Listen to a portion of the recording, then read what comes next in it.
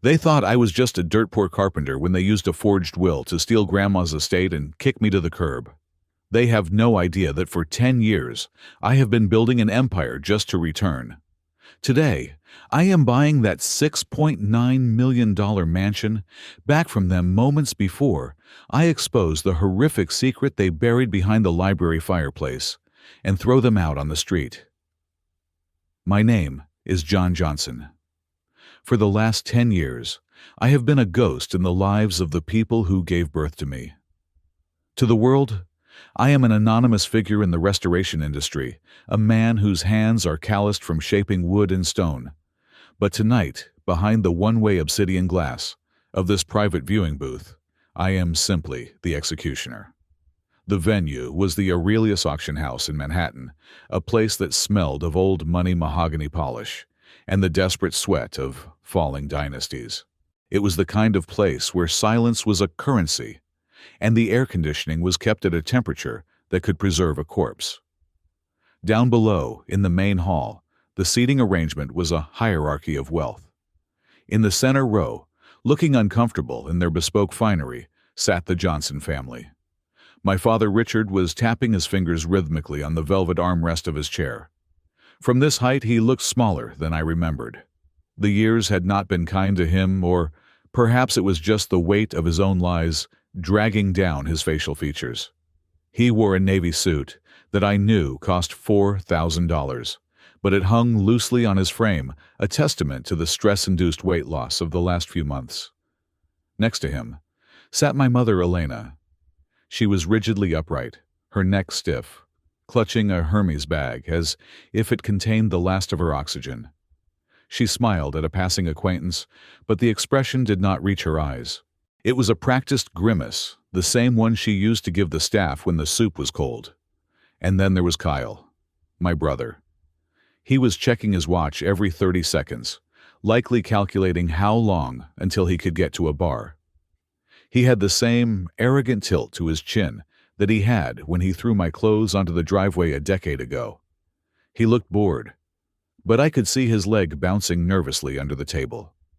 They were putting on a performance of nonchalance, pretending they were merely diversifying their portfolio. But I knew the truth. I knew they were drowning. They were here because the banks had given them an ultimatum, and the Blackwood estate was the only asset they had left to liquidate before the foreclosure notices were made public. I took a sip of water watching them. It was fascinating to see them from this angle. When I was 20, looking up at them from the floor while begging for my inheritance, they seemed like giants. Now they just looked like desperate salespeople hoping to pawn off a defective product. The room began to fill. The auctioneer, a British man with a voice like oiled gravel, took the podium. He adjusted his glasses and tapped the microphone. The sound echoed through the hall, silencing the murmurs of the elite crowd. "Ladies and gentlemen," he began, "we now come to the centerpiece of this evening. Lot 42, the historic Blackwood estate, a marvel of 19th century architecture boasting 12 bedrooms original oak paneling and sitting on 20 acres of prime woodland." I leaned forward. This was it. "Bidding will start at $3 million, the auctioneer announced. It was a low start, designed to bait the sharks. My parents stiffened. I could see Richard whisper something furiously to Elena. They were insulted. They believed the house was worth $10 million easily. They had no idea that the market knew about the lack of maintenance. They had no idea that I had spent years quietly ensuring that the whispers about the estate's condition reached the right ears. A paddle went up in the third row. $3,200,000, a voice called out. $3,200,000 to the gentleman in the gray blazer, the auctioneer acknowledged. Another paddle. $3,500,000. The numbers began to climb, but slowly. Painfully slowly. I watched my family's reactions. With every bid, their shoulders relaxed a fraction of an inch. They were doing mental math, subtracting their debts, calculating how much would be left over for Kyle's sports cars and Elena's charity galas. Down on the floor, Sitting 3 rows behind them was a woman in a sharp white suit. Her hair was pulled back in a severe bun, and her posture was as unyielding as a steel beam. That was Beatrice, my attorney, my sword. To the people in that room, she was just another representative for a faceless conglomerate. To me, she was the only person who knew the full extent of my plan. She represented a company called Ethelgard Holdings. The bidding stalled at $5 million. The room went quiet. The auctioneer looked around, scanning the faces. "Do I hear 5,200,000 going once at 5 million?" Richard looked like he was about to vomit. 5 million would barely cover the primary lien.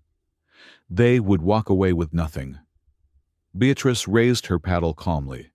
She did not look at my parents. She looked straight at the auctioneer. $5,500,000, she said, her voice cutting through the silence. A ripple went through the crowd. "Who is this new player?" My father turned around, squinting at her. I saw hope flare in his eyes. He nudged Kyle. They were excited now. A bidding war. That was what they wanted. $5,500,000 to the lady in white, the auctioneer said. It was time for the theater. I pressed a button on the intercom that connected to the earpiece of a man sitting in the back row. This was my plant. A man I had hired solely to act as a spoiler. He was a retired structural engineer with a loud voice and a reputation for brutal honesty. He raised his paddle, but he did not just bid. He stood up halfway. $5,600,000, he said loud enough for the room to hear. Then he turned to the man next to him, speaking in a stage whisper that carried perfectly in the acoustic hall. "Though God knows why anyone would pay that. I heard the foundation on the east wing is practically sitting on mud. The drainage systems are shot." The room froze. The murmur of gossip started instantly. "Is that true?" someone whispered. "I heard the basement floods every spring," another replied. My father's face went from hopeful to purple in the span of 2 seconds. He stood up looking like he wanted to shout, but Elena pulled him back down, hissing at him to maintain his composure. This was the humiliation I wanted. I did not just want to buy the house. I wanted them to feel the shame of their negligence. I wanted the elite of Manhattan to know that the Johnsons had let a masterpiece rot. The auctioneer cleared his throat, trying to regain control. "We have a bid of $5,600,000. Do I hear more?" The other bidders began to put their paddles down. The seed of doubt had been planted. Nobody wanted a money pit. The momentum died instantly. The silence stretched out agonizingly long. My parents were looking around frantically, silently begging anyone to save them. Beatrice waited. She let them sweat. She let the silence hang there until the auctioneer raised his gavel. "Going once," he said. "Going twice." Beatrice raised her paddle again. She moved with the precision of a predator. $6 million. It was a low jump, but it was a lifeline. My mother actually let out a visible breath of relief. They were back in the game. But Beatrice wasn't done. She was playing the role of the aggressive corporate raider. The plant in the back shook his head and sat down, making a show of folding his arms. "Too rich for a teardown," he muttered. The auctioneer looked around. $6 million to the lady. Any other bids?" Silence. My father looked at the plant, hatred burning in his eyes, but then he looked back at Beatrice with a pathetic sort of gratitude. They thought she was their savior. They thought this mysterious company was foolish enough to overpay for their garbage. Beatrice raised her paddle one last time. Even though there was no counterbid, a legal maneuver, we had arranged to hit the specific target number, signaling a final, non-negotiable offer to close the floor immediately under a buyout clause. $6,900,000, Beatrice stated firmly, for immediate closing. The room gasped. It was an aggressive jump. It signaled that Ethelgard Holdings wanted the property and would bully anyone else out of the way. It also signaled that the price was capped. My parents looked at each other. I saw Kyle mouth the numbers. 6.9 million. It was enough. It was enough to pay off the bank, cover the debts of Richard's failing consultancy firm, and leave them with a small nest egg. They were ecstatic. They were high-fiving with their eyes. $6,900,000, the auctioneer called out, sensing the energy in the room had peaked. Going once. I leaned back in my leather chair. I watched Richard straighten his tie. He looked smug again. He looked like he had just pulled off the deal of the century. He thought he had won. He thought he had tricked some corporate entity into buying his problems. Going twice. Elena was already pulling out her phone, probably to text her friends that they had sold the estate for a fortune. The arrogance was back. The fear was gone, replaced instantly by that sickening entitlement. Sold! The gavel slammed down with a sound that echoed like a gunshot. To Ethelgard Holdings for $6,900,000. My family erupted. They did not shout, of course. They were too civilized for that. But the relief was palpable. Richard shook hands with Kyle. Elena dabbed her eyes with a handkerchief, playing the part of the grieving homeowner, saying goodbye to a beloved family treasure. They stood up, beaming, and made their way toward the exit where Beatrice was waiting to handle the paperwork. I watched them go. A cold smile touched my lips. They were celebrating. They were toasting their good fortune. They had no idea what was coming. And the sweetest irony of it all was the name on the contract. Ethelgard. They probably thought it sounded European, prestigious, perhaps an investment firm from Zurich or London. They had forgotten. They had forgotten everything about the woman who actually owned that house. Ethelgard was not a bank. Ethelgard was not a hedge fund. Ethelgard was the name of my grandmother Edith's favorite golden retriever. A dog that my father had kicked out of the house the day after the funeral because he said it shed too much fur on the carpets. I named the company that just bought their lives after the dog they despised. It was a small, petty detail, but in a revenge that had taken a decade to orchestrate, the details were everything. I stood up and buttoned my jacket. The auction was over. The house was mine, but the game was just beginning. I watched through the glass as Beatrice shook my father's hand. I could see his lips moving, likely charming her, likely lying about the condition of the roof. Enjoy the champagne, Richard. Enjoy the victory lap. Because you just sold your soul to the son you threw away, and I am coming to collect a lot more than just the keys. To understand why I paid $6,900,000 for a crumbling estate, you have to understand the ghosts that live inside it. I do not mean the spectral kind that rattle chains in bad horror movies. I mean the memories of sawdust Earl Grey tea and the gentle rasping voice of the only person who ever looked at me and saw something other than a disappointment. 15 years ago, I was 20 years old and I was invisible. While my peers were at Ivy League universities partying on yachts or interning at their father's hedge funds, I was on my knees in the hallway of Blackwood Estate, sanding down a century of grime from the original oak floorboards.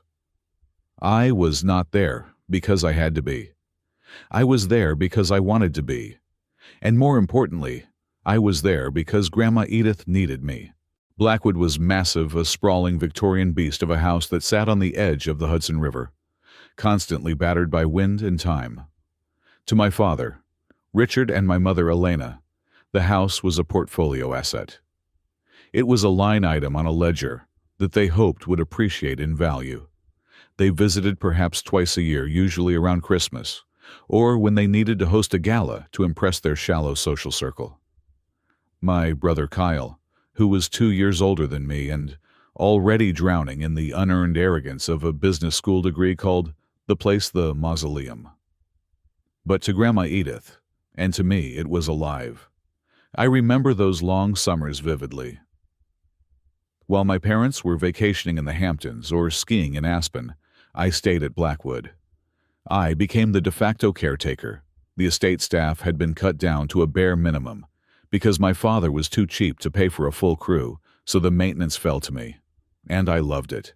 I fell in love with the smell of cut timber, the logic of joinery, and the way a house breathes if you are quiet enough to listen.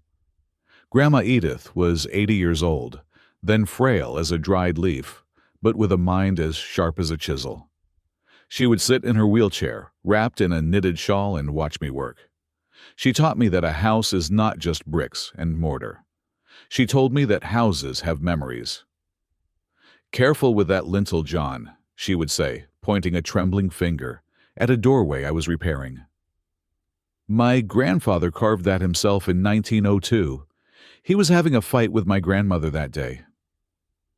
If you look closely at the vine pattern, you can see the thorns are sharper on the left side. That was his anger coming out in the wood. She taught me to read the architecture. She taught me that craftsmanship was a form of love. When you build something to last, you are telling the future that you cared. My parents, however, viewed my passion with undisguised disgust. I remember a specific afternoon when the whole family had descended upon Blackwood for a rare weekend visit. I was out in the garden repairing the trellis of the gazebo. I was wearing denim overalls covered in wood glue and dust. My hands were rough, my fingernails permanently stained with varnish. Kyle walked out onto the patio holding a glass of scotch that cost more than my entire tool set. He was wearing a pristine linen suit, looking like he had just stepped out of a magazine ad for leisure wear. He looked at me, then looked at the gardener working a few yards away and laughed. "Hard to tell the difference these days, isn't it?" Kyle said, loud enough for our parents to hear. "Hey, John, when you are done with the trellis wash, my car, will you? I think I drove through a puddle on the way in." My father, Richard, did not scold him. He just shook his head, looking at me with that familiar mix of pity and embarrassment. "John," he said, his voice cold, "go inside and change. You look like a laborer. It is undignified. You are a Johnson. Try to act like one." "I am fixing the house, Dad," I said, wiping sweat from my forehead. "If I don't do it, the rot will spread to the main support beam." "Then hire someone," he snapped. "We do not do the work, John. We own the people who do the work. Why can you not be more like your brother Kyle is networking? You are playing with sticks." I learned to stay quiet. I learned to retreat into the walls of Blackwood, finding solace in the work. The turning point, the memory that burned itself into my soul, happened 3 months before she died. It was a rainy Tuesday. The house was empty except for me, Grandma Edith, and the cook. We were in the library, a massive room with floor-to-ceiling bookshelves and a fireplace large enough to roast a whole pig. The fireplace mantel was loose. The heavy walnut casing had started to pull away from the brickwork. I was on a ladder, carefully prying it back to inspect the anchor points, when I noticed something odd about the paneling on the right side. The molding did not align perfectly with the grain. "Grandma," I said, "I think this panel is hollow." Edith wheeled herself closer, her eyes lighting up with a mischievous spark I had not seen in years. "Ah," she whispered, "you found it. I was wondering if you ever would." "Found what?" "The heart," she said. "Press the rosette on the third column. Press it hard twice." I did as she asked. I felt a mechanical click, a beautiful heavy sound of brass tumblers moving into place. The wood panel popped open with a groan, revealing a hidden compartment about the size of a shoebox. It was lined with velvet, empty at the time, but clearly designed to hide treasures. I looked at her in amazement. "I have dusted this mantel 1,000 times. I never knew this was here." "My father built it," she said softly. "During the Depression.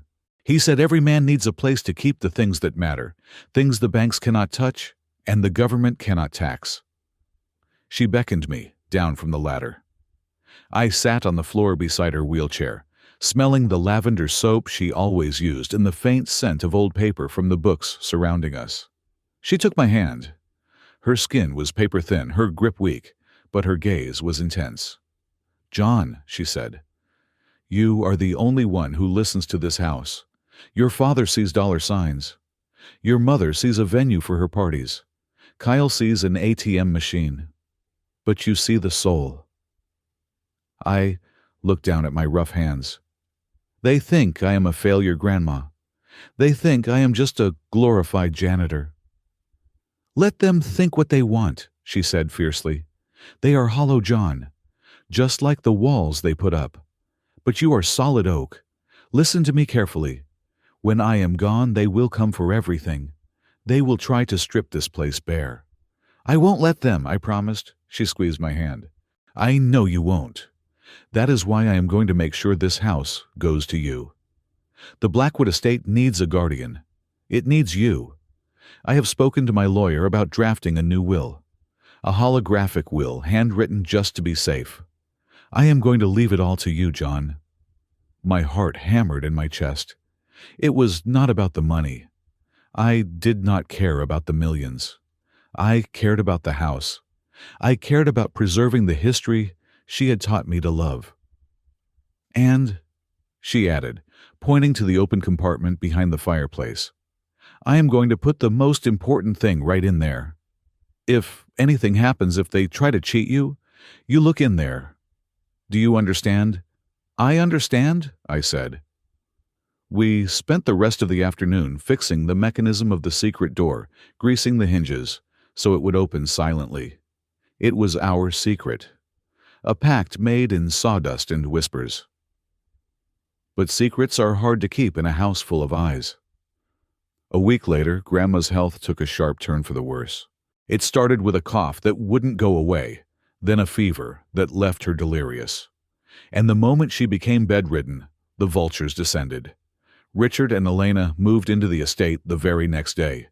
They claimed they were there to care for Mother in her final days, but I knew better. They were there to secure the perimeter.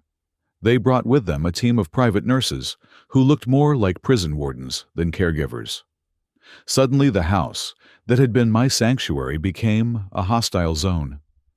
You are in the way, John, my mother told me one morning, as I tried to bring a tray of soup to Grandma's room. She blocked the doorway, her arms crossed. Mother needs rest. Professional rest. She does not need you disturbing her with your noise. I just want to see her, I pleaded. She asked for me. She is confused, Elena said coldly.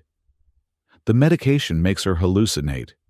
She thinks you are her brother who died in the war. It upsets her to see you. Go find something useful to do. Maybe mow the lawn. That is what you are good at, isn't it? They isolated her. Day by day, they cut the cord between us. I was relegated to the guest quarters in the old servants' wing. I would hear them arguing in the hallway not about her health, but about the assets.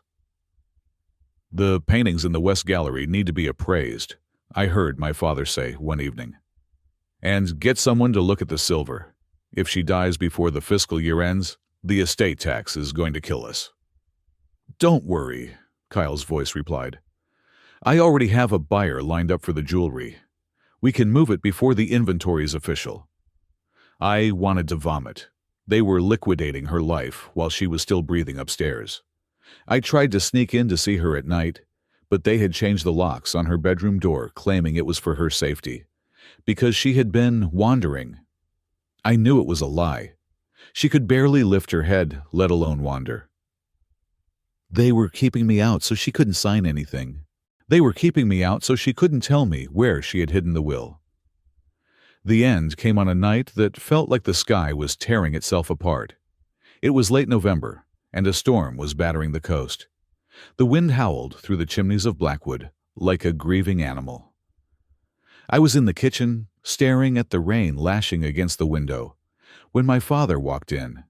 He looked frantic, or at least, he was acting frantic. John, he said, the nurse just realized we are out of your grandmother's heart medication. The pharmacy in the village is closed due to the storm. You need to drive to the 24-hour center in the city. Now. Can't the ambulance come? I asked. Or the doctor? There is no time, he shouted, throwing a prescription slip at me. Do you want her to die because you were too lazy to drive? Go take the truck and go? I didn't think. I didn't question why a professional medical team would run out of critical medication for a dying woman. I just grabbed the keys and ran. The drive was a nightmare. The roads were flooded. Visibility was near zero. I drove like a maniac, my truck hydroplaning on the slick asphalt. It took me 2 hours to get to the city and back. My hands were shaking the entire time. I kept praying, "Hold on, Grandma. Just hold on." When I finally pulled back into the driveway of Blackwood, the house was dark. The storm had knocked out the power, but there were no candles lit in her window. I ran inside, soaking wet, clutching the bag of medicine. The main hall was silent. The only sound was the grandfather clock ticking in the darkness. My father was standing at the bottom of the stairs. He was holding a glass of brandy. He looked calm. Too calm.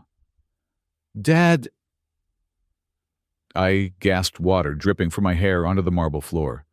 I got the medicine." He took a slow sip of his drink. He didn't even look at the bag in my hand.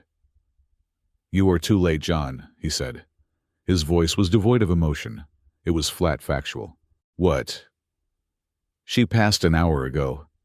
I felt my knees give out. I dropped the bag. No, that's not possible. I drove as fast as I could." "Ideally, you should have been faster," he said, and the cruelty in his voice was like a physical blow. He wasn't sad. He was relieved. "The nurses have already prepared the body. The coroner is on his way." "I want to see her," I choked out, starting to move toward the stairs. He stepped in front of me. "No, it is not a pretty sight. We want to remember her as she was. Go to your room, John. You are wet and you are making a mess on the floor." I looked up the stairs towards the room where the only person who loved me lay cold and alone. I realized then with a sickening clarity that there had never been an emergency. The prescription slip was probably for vitamins. They had sent me away. They wanted her to die alone. They wanted to make sure I wasn't there to hear any final words or receive any final instructions. I stood there shivering in my soaked clothes while my father finished his brandy. I didn't cry.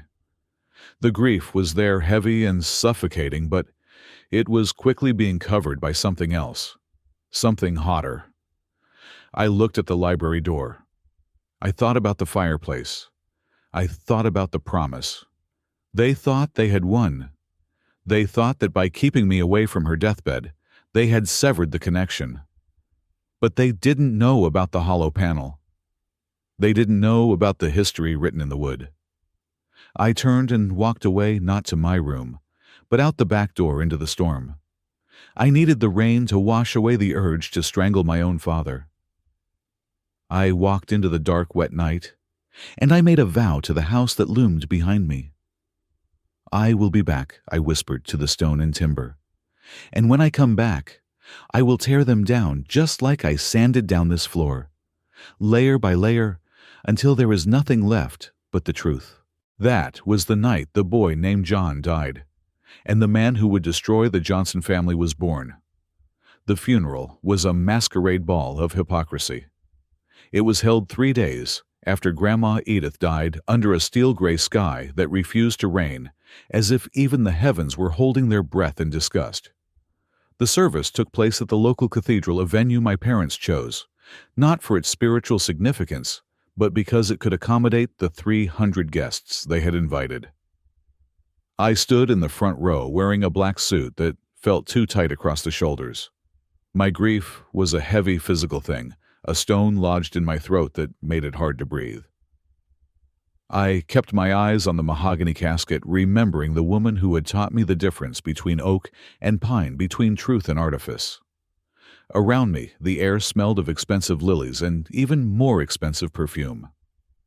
My parents, Richard and Elena, were putting on the performance of a lifetime. My mother was dabbing at dry eyes with a lace handkerchief, accepting condolences from senators and CEOs with the grace of a tragic queen. "She went peacefully," she told the mayor's wife. "It was a blessing, really." A lie. She died alone in the dark because they sent me on a fool's errand. My father was shaking hands firmly, his face, set in a mask of stoic sorrow. "A great loss for the family," he said to a real estate developer. "But we must carry on her legacy. She would have wanted us to be strong." Another lie. She would have wanted him to stop treating her home like an ATM. And Kyle, my brother, was checking his phone during the eulogy. I saw the blue light reflecting off his sunglasses. He was probably checking stock prices or texting his friends about the inheritance he was about to receive. When he caught me looking at him, he didn't look away. He just smirked, a tiny, barely perceptible curling of the lip that said, "I won and you lost." I couldn't stand it. I wanted to scream. I wanted to overturn the casket and show them that it was empty of love, just like their hearts. But I stayed silent. I had to wait. I had to hear the will. The reading took place back at Blackwood in the library. The irony was suffocating. This was the room where Grandma and I had spent thousands of hours. This was the room where she had shown me the secret compartment. Now, it was filled with folding chairs and strangers. The family lawyer was a man named Arthur Sterling. He was an old golfing buddy of my father's. A man with a red face and a voice that sounded like he gargled with brandy. He sat behind Grandma's desk, my desk. I thought fiercely and shuffled a stack of papers. "We are gathered here to read the last will and testament of Edith Johnson," Sterling announced, peering over his spectacles. The room went deadly silent. My parents sat together holding hands. It was a grotesque display of unity. Kyle leaned back in his chair, looking bored but expectant. Sterling cleared his throat and began to read. The legal jargon washed over me. I wasn't listening to the preamble. I was waiting for the name. "To my son, Richard Johnson, and his wife Elena," Sterling read, "I leave the entirety of my financial portfolio, including all stocks, bonds, and liquid assets." My father let out a breath he had been holding. He squeezed Elena's hand. "Furthermore," Sterling continued, "I leave the property known as the Blackwood Estate, including all land structures and contents therein, to Richard and Elena Johnson to do with as they see fit." The world seemed to tilt on its axis. I blinked, sure I had misheard. The house to them. But she had promised. She had looked me in the eye and told me she wouldn't let them have it. "And finally," Sterling said, suppressing a cough, "to my grandson, Kyle Johnson, I leave the collection of vintage automobiles stored in the garage." Kyle pumped his fist silently. "Yes," he whispered. "And to my grandson, John Johnson," Sterling paused. He actually looked uncomfortable for a second. He glanced at my father, then back at the paper. "To John Johnson, I leave the contents of the basement workshop, specifically the set of antique carpentry tools that belonged to my late husband." That was it. Silence stretched across the room, thick and heavy. A few of the staff members in the back shuffled their feet. I stood up. My chair scraped loudly against the floor. "No," I said. My voice sounded strange to my own ears, hoarse and trembling. "That is not right." My father turned to look at me, his face hardening. "Sit down, John. Have some respect." "Respect!" I shouted, the dam breaking. "You talk about respect. She hated you. She knew all of you only cared about the money. She told me she was changing the will. She told me she was leaving the house to me." Arthur Sterling took off his glasses. "John, please. This document is dated 5 years ago. It is the only legal will on record." "It is a lie." I pointed a shaking finger at the fireplace. "She wrote a new one. A holographic will. She told me she hid it. It is right there." I started to move toward the fireplace. I had to get to the panel. I had to show them. If I could just press the rosette, the truth would come out. But before I could take 2 steps, a wall of muscle blocked my path. 2 large men in security uniforms stepped in front of me. I recognized them. They were private security Kyle had hired for the event. "Step back, sir," one of them rumbled. "Get out of my way." I tried to push past them, but they grabbed my arms. I struggled, kicking and shouting, but it was useless. They were professionals, And I was just an exhausted, grieving 20-year-old. "Dad," I yelled, looking at Richard. "Tell them to let me go. The will is behind the fireplace. Just let me look." My father stood up slowly. He didn't look angry. He looked amused. He walked over to me, stopping just out of reach. John, he sighed, shaking his head. "You are making a scene. Mother was confused in her final years. We all knew that. She told you fairy tales to keep you entertained while you played with your little hammers and saws. There is no other will.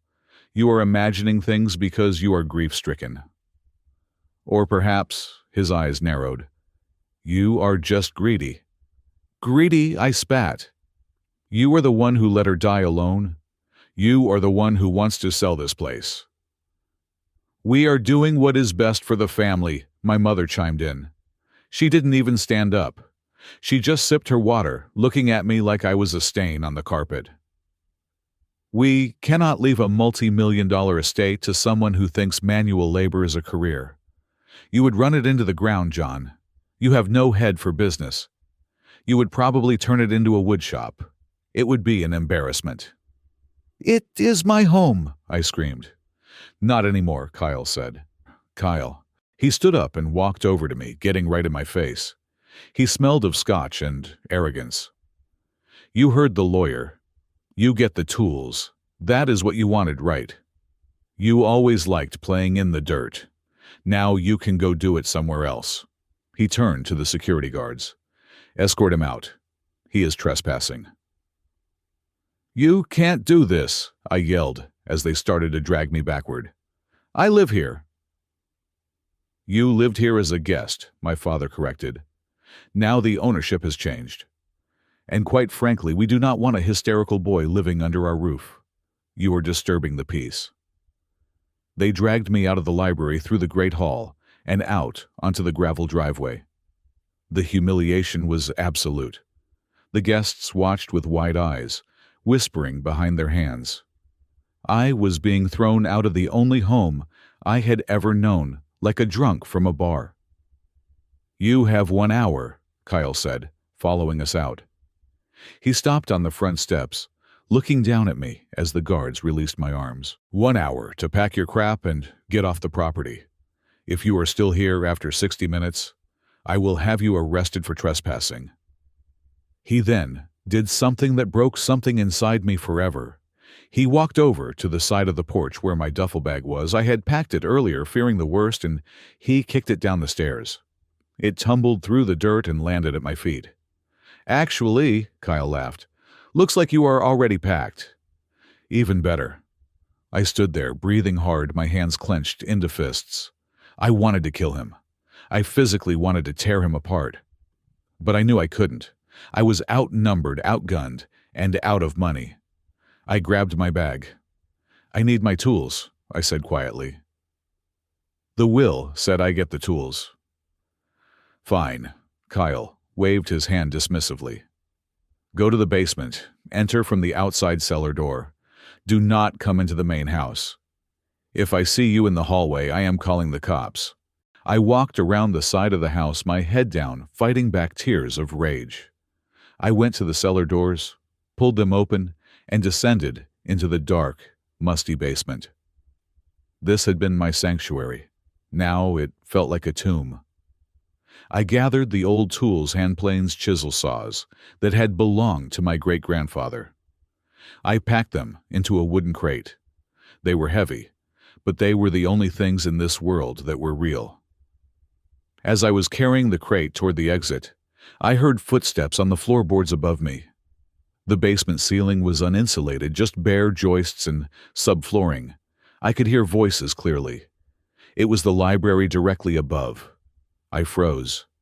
"That was unpleasant," my mother's voice drifted down. "He needed to go," my father replied. "He is too volatile. He would have kept digging." "Do you think he knew?" Elena asked. Her voice dropped to a conspiratorial whisper, but in the silence of the basement, it was loud enough. "About the safe," he suspected, Richard said. But he didn't know the combination, and he certainly didn't know we got to it first. My blood ran cold. I set the crate down silently and climbed up on a workbench, so my ear was pressed against the wood of the ceiling. "Are you sure you burned everything?" Elena asked. "I put it in the incinerator myself this morning," Richard said. "The holographic will the medical logs, all of it. There is no paper trail, Elena. Stop worrying." The old woman was senile. Who would believe a handwritten note over a notarized document from 5 years ago? "What about the fireplace?" Kyle's voice joined them. "He seemed pretty sure it was in there." "I checked the compartment before the lawyer arrived," Richard said. "It was empty. She must have moved it, or maybe she never put it there. Either way, it doesn't matter. The papers are ash now. The house is ours. The money is ours." "Finally," Kyle laughed. "I can finally buy that Ferrari. And we can get rid of this dusty old museum." "When do we list it?" "Give it a month," Richard said. "Let the dust settle. Then we sell. We will tell everyone it is too painful to keep the memories." I stood there in the darkness, my heart pounding so hard I thought it would burst. They had done it. They had actually done it. They had found the will or stole it before she could hide it and destroyed it. They had erased her last wish. They had erased me. I wasn't just disinherited. I was the victim of a crime. But I had no proof. The proof was ash in an incinerator. If I went to the police now, I would sound like a lunatic. My daddy stole my house. They would laugh me out of the station. I climbed down from the workbench. A cold, hard resolve settled over me. The anger that had been a raging fire moments ago turned into something else. It turned into ice. I picked up the crate of tools. I slung my duffel bag over my shoulder. I walked out of the cellar door and into the afternoon light. Kyle was standing on the balcony smoking a cigarette. He watched me walk down the long driveway. "Don't come back, loser," he shouted. "Go build a birdhouse." I didn't look back. I didn't flip him off. I just kept walking, one foot in front of the other. I walked past the gatehouse. I walked past the stone pillars that marked the entrance to the estate. I walked until my feet blistered and my shoulders screamed from the weight of the tools. I had nothing. No money, no home, no family. But I had the truth, and I had a skill. They thought they had buried me. They thought they had won because they held the deed. But they forgot one thing. They forgot what Grandma Edith had taught me. Wood remembers. You can paint over it, you can burn it, you can try to hide the grain, but the truth is always there waiting to be uncovered. I looked at the tools in my crate. The chisels were sharp. The saws were true. "I will be back," I said to the empty road. My voice was steady. "I am going to build a ladder out of your mistakes, and I am going to climb right back over that wall. And when I do, I won't be John the grandson. I will be John the landlord." I walked away from Blackwood Estate, leaving my childhood behind, and stepped into the rest of my life. The long game had begun. The first year after I walked away from Blackwood Estate, I did not exist. I was a ghost haunting the service entrances of New York. I rented a basement studio in Queens that smelled of mildew and boiled cabbage, a space so small that if I stretched out my arms, I could touch both walls. My bed was a mattress on the floor. My dining table was a stack of plywood. I ate instant noodles and drank tap water. I owned 2 shirts and 1 pair of work boots. But I had the crate. I had the tools. I started by taking jobs that no one else wanted. I repaired rotting deck chairs for $20. I fixed wobbly tables and dive bars in exchange for a meal. I was a handyman, a guy with a truck, though the truck was a rusted bucket of bolts I had bought for $500. But even then, I did not just fix things, I honored them. When I repaired a banister in a brownstone, I did not just use wood glue and a nail gun. I sourced matching mahogany from salvage yards. I hand-mixed the stain to match the century-old patina. I used mortise and tenon joints hidden and strong, just as Grandma Edith had taught me. Word began to spread. Not among the rich, but among the people who served them. The house managers, the butlers, the old-school superintendents. They whispered about the young guy who worked like a master from the old world, the one who could touch a piece of wood and tell you where the rain had hit the tree 100 years ago. By the second year, I had saved enough to register my company. I called it Titan Heritage Group. The name sounded imposing, monolithic. It sounded like something that had been around forever. I stopped taking small jobs. I started bidding on the impossible ones. My big break came in the form of a townhouse on the Upper East Side. It belonged to a tech mogul who had bought it for $30 million, only to find that the intricate hand-carved staircase was infested with dry rot. 3 different contractors had told him to tear it out and build a steel one. They said it was unsalvageable. I walked in. I spent 2 hours just touching the wood, smelling the air, tapping the risers with my knuckles. I realized that the rot was superficial, caused by a leaking skylight 3 floors up that had been channeling water down the central spine of the house. The heartwood was still sound. "I can save it," I told the mogul. "Everyone else says it is trash," he sneered. "Everyone else is looking at the damage," I replied calmly. "I am looking at the structure. It will cost you $200,000, and I need 3 months. But when I am done, it will last another 200 years. He gave me the job. I worked 18 hours a day. I injected epoxy resin into the capillaries of the wood. I carved replacement flourishes that were indistinguishable from the originals. When I finished, the staircase was not just a way to get to the second floor. It was a symphony of restored oak. The mogul was so impressed he recommended me to his entire country club. That was the turning point. Titan Heritage Group exploded. I hired a team, but not just anyone. I hired the outcasts, the obsessive artisans, the stonemasons, who refused to use power tools, the glassblowers who still used lung power. We became the secret weapon of the ultra-wealthy. When a billionaire bought a castle in Scotland or a chateau in France and wanted it restored without losing its soul, they called Titan. I made millions. The money piled up in accounts I barely looked at. I bought a penthouse in Manhattan not because I wanted the luxury, but because it overlooked the auction houses where my parents tried to sell off Grandma's legacy. But I remained a phantom. I never met clients, personally. That was where Beatrice came in. Beatrice was a shark in a Chanel suit. I found her fighting a pro bono case for a tenant association against a slumlord. I saw the way she decimated the opposition with paperwork and cold logic, and I knew I needed her. I hired her as my legal counsel and the public face of Titan Heritage Group. She was the one who shook the hands, signed the contracts, and drank the champagne. I was just the principal architect, a name on a letterhead, a myth. The elite loved the mystery. They whispered about the reclusive genius behind Titan.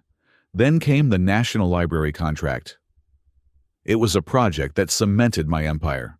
The government needed to restore the archives wing of the National Library, a structure suffering from severe water damage and structural neglect. The contract was worth $40 million.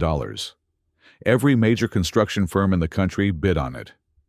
They brought glossy presentations and 3D models. I sent Beatrice with a single wooden box. Inside was a sample of the limestone used in the library's foundation, which I had sourced from the original long-closed quarry in Indiana, and a detailed analysis of the chemical composition of the mortar used in 1910. My proposal didn't talk about costs. It talked about chemical bonding and atmospheric preservation. We won the contract. The profit from that single job gave me the war chest I needed for the final phase of my plan. While I was building Titan, I never took my eyes off Blackwood. I had a private investigator on a permanent retainer. His name was Miller, a former cop who knew how to blend into the background. Every week, Miller sent me a dossier on the Johnson family. The reports were a documentation of slow-motion suicide. The photos Miller sent me made my blood boil. They were destroying the house. To save money on heating, my father had sealed up the original ventilation shafts, causing moisture to trap behind the wainscoting. I could see the warping in the telephoto pictures Miller took through the windows. They had painted over the quarter-sawn, white oak paneling in the dining room. They painted it white latex paint, over wood that had been curing since the Civil War. It was a crime against architecture.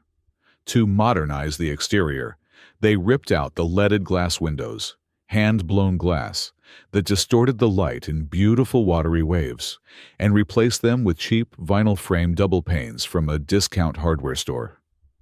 The house looked like it was wearing cheap plastic sunglasses.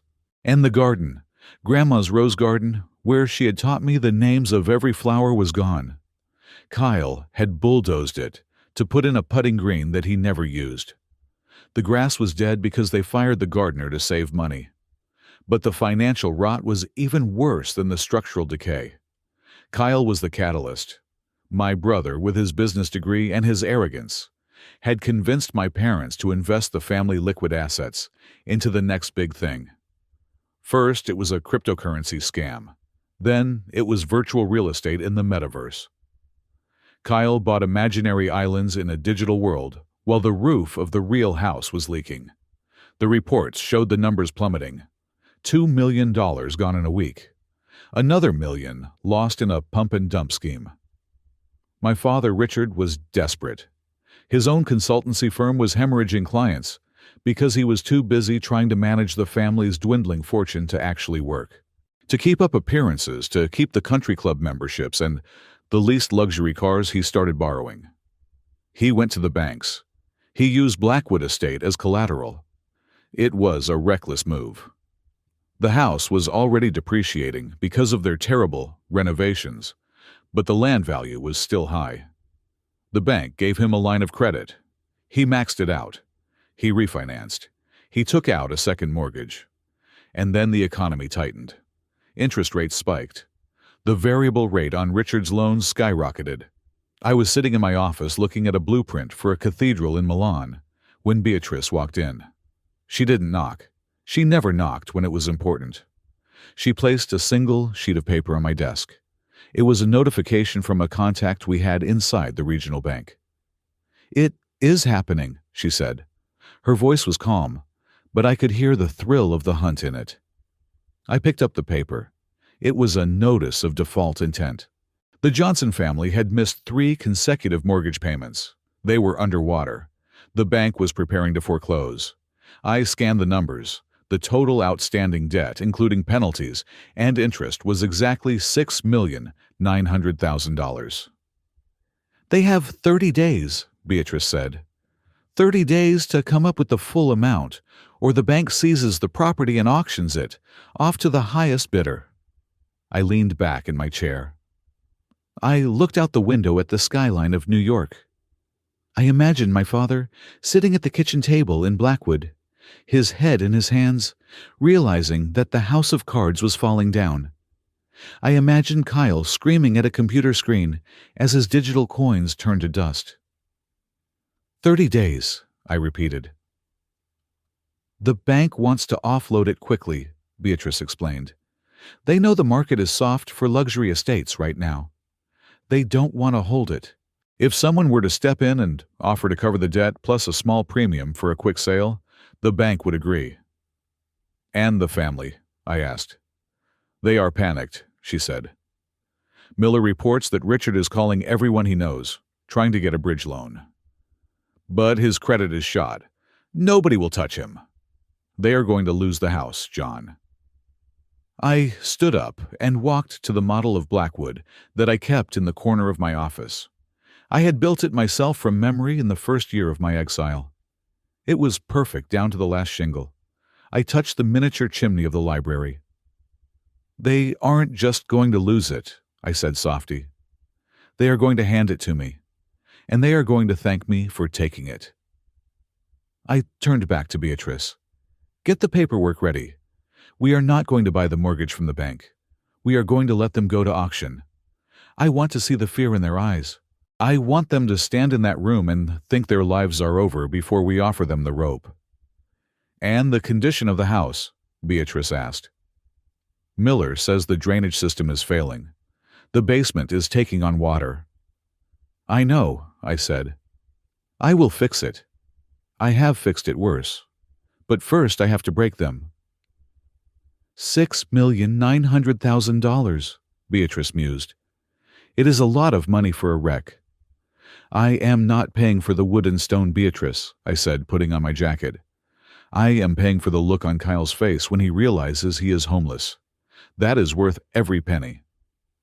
The auction is set for next month, she noted. Good, I said. Let them sweat for 30 days. Let them feel what it is like to have the roof over their head threaten to collapse.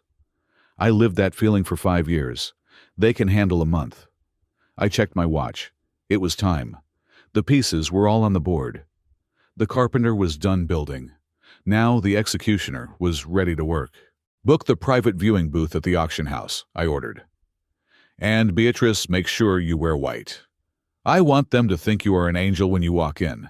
She smiled, a sharp, dangerous smile. Consider it done, boss. I looked at the blueprint one last time.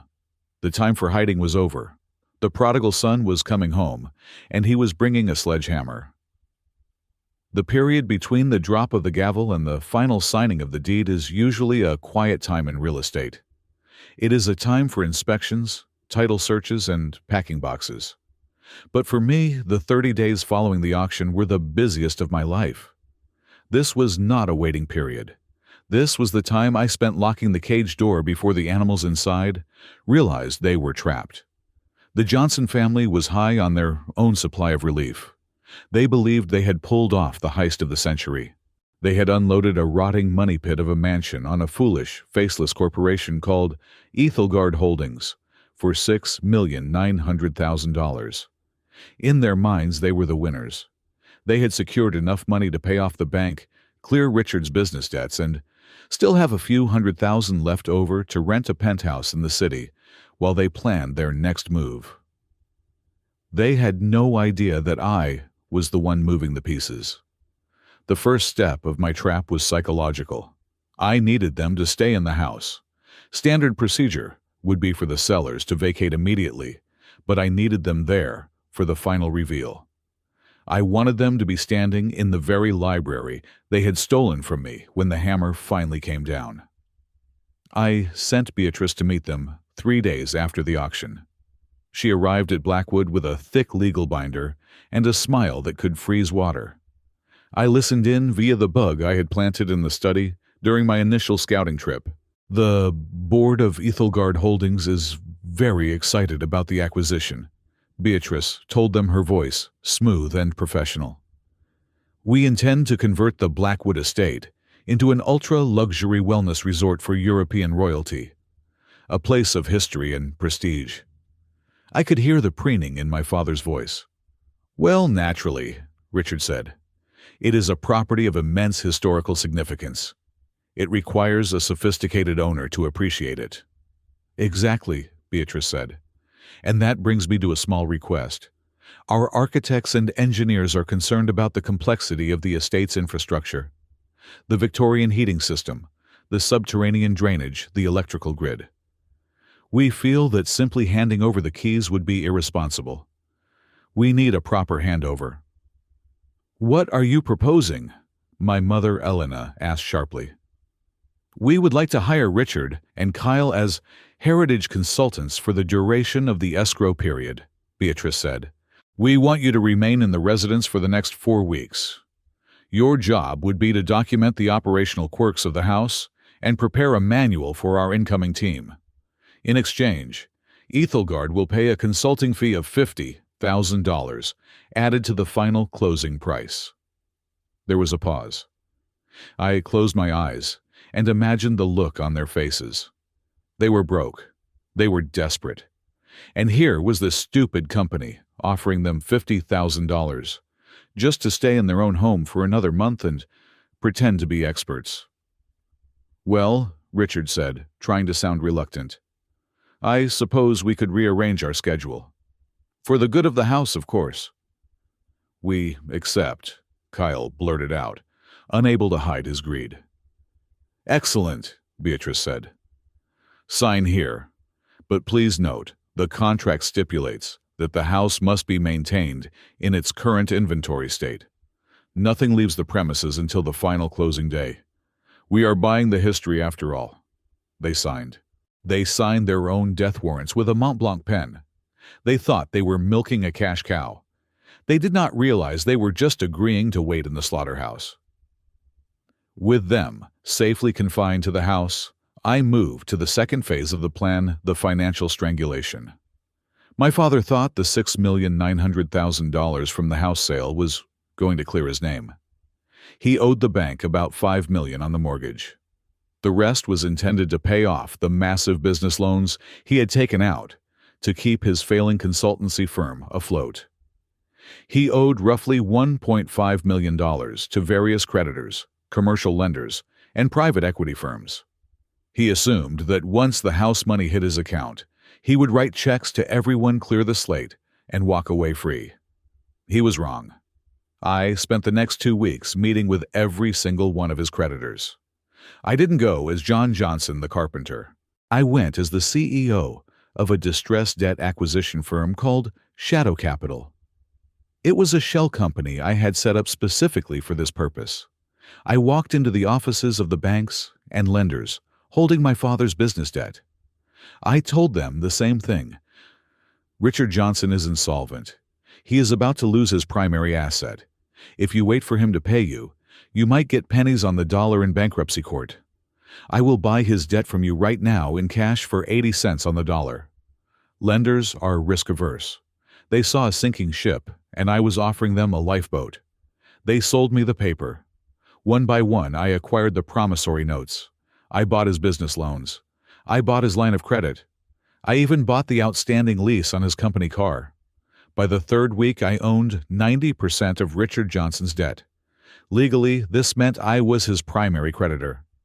I filed an immediate lien against the proceeds of the house sale. This meant that on closing day, when Ethelgard transferred the $6,900,000, the money wouldn't go to Richard. The bank would take the mortgage portion, and the rest, every single penny of the equity, would automatically be diverted to Shadow Capital to satisfy the business debts. My father would be standing there expecting a check for nearly $2 million. Instead, he would get a receipt saying he paid me. It was a beautiful, invisible noose. But the final piece of the puzzle came from Kyle. I knew my brother. I knew he was not just greedy. He was stupid. And stupidity is the most predictable trait in the world. The terms of the sale were clear. The house was sold as is, including fixtures and listed antiques. The bank had an inventory list. Beatrice had emphasized that nothing was to be removed. But Kyle needed money now. He had gambling debts. He had a lifestyle to maintain, and he figured that nobody would miss a few dusty old things from a house this big. I had Miller, my private investigator, watching the house 24/7. Miller was parked down the road in an unmarked van using thermal imaging cameras and long-range lenses. On a Tuesday night, 2 weeks before the closing, Miller called me. "He is moving," Miller said. "Side door, servant's entrance." I watched the live feed on my laptop. It was grainy and green, but I could clearly see Kyle struggling with a heavy object wrapped in a blanket. He dragged it to the trunk of his Porsche. "Follow him," I ordered. Miller tailed him to a shady pawn shop in the Bronx, a place known for asking no questions.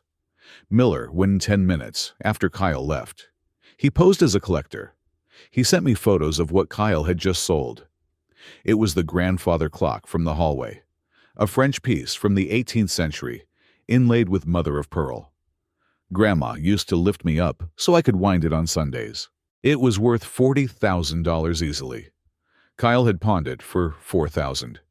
2 days later, he did it again. This time, it was the silverware. The solid gold dessert spoons that had been in the family since the 1920s. He took them to a Cash for Gold strip mall outlet. I didn't stop him. I let him do it. I needed the paper trail. I had Miller buy the items back immediately after Kyle left, securing the receipts and the surveillance footage from the shops. We had him on video. We had the transaction records signed by him. We had the inventory list from the bank proving those items were collateral for the mortgage. In the eyes of the law, this was not just theft. It was fraud. It was dissipation of assets during a secured transaction. It was a felony. I sat in my office arranging the evidence on my desk like a hand of cards. I had the deed to the house ready to transfer. I had the liens that would strip my father of every dime. I had the criminal evidence that would put my brother in handcuffs. The timing had to be perfect. The closing day meeting was scheduled for Friday at 10 in the morning. I decided to visit the house one last time before the main event. I needed to make sure the stage was set. I went at night slipping through the woods, avoiding the security cameras I knew were dead anyway, because my father was too cheap to fix them. I stood in the shadow of the great oak tree on the lawn. I looked up at the house. The lights were on in the dining room. I could see them eating dinner. They were laughing. My mother was raising a glass of wine. My father was cutting a steak. Kyle was scrolling on his phone, probably spending the money he thought he was about to get. They looked so comfortable. They looked like they belonged there. It made my stomach churn with a cold, hard rage. They had erased Grandma Edith. They had erased me. And for 10 years they had lived off the corpse of this estate, picking the bones clean. I touched the rough bark of the oak tree. "Enjoy the meal," I whispered. "It is the last one you will ever eat in peace." I walked back to my car. I called Beatrice. "Is everything ready for tomorrow?" I asked. "The bank representatives are confirmed," she said. "The police are on standby parked 2 blocks away. They will move in on your signal. And the slide projector." "I have it in the trunk," I said. "I am going to set it up myself." "John," Beatrice said, her voice softening slightly. "Are you sure you want to do this face to face? We could just have the lawyers handle it. You don't have to see them." "Yes," I said. "I do. I need them to know it was me. I need them to know that the boy they kicked out into the rain is the one who is bringing the storm." I hung up. I drove back to the city, the lights of the highway blurring into streaks of red and white. The trap was sprung. The bait was taken. The cage was locked. Tomorrow, the Johnson family would walk into the library expecting a check. Instead, they were going to meet the landlord, and the rent was 10 years overdue. The day before the final signing, I walked back into the Blackwood estate not as a son, and not yet as an owner, but as a ghost wrapped in the guise of a subordinate. I had spent the morning transforming myself. I trimmed my beard into a sharp professional line, vastly different from the scruffy stubble I had sported in my 20s. I wore a pair of thick-rimmed glasses that distorted the shape of my eyes, and a blue medical mask. Beatrice had briefed the family that her senior technical analyst had a severe sensitivity to mold, and dust a plausible excuse given the state of the house, and a perfect cover to hide the face they had tried to erase. I pulled a nondescript beanie low over my forehead. When I looked in the mirror, John Johnson was gone.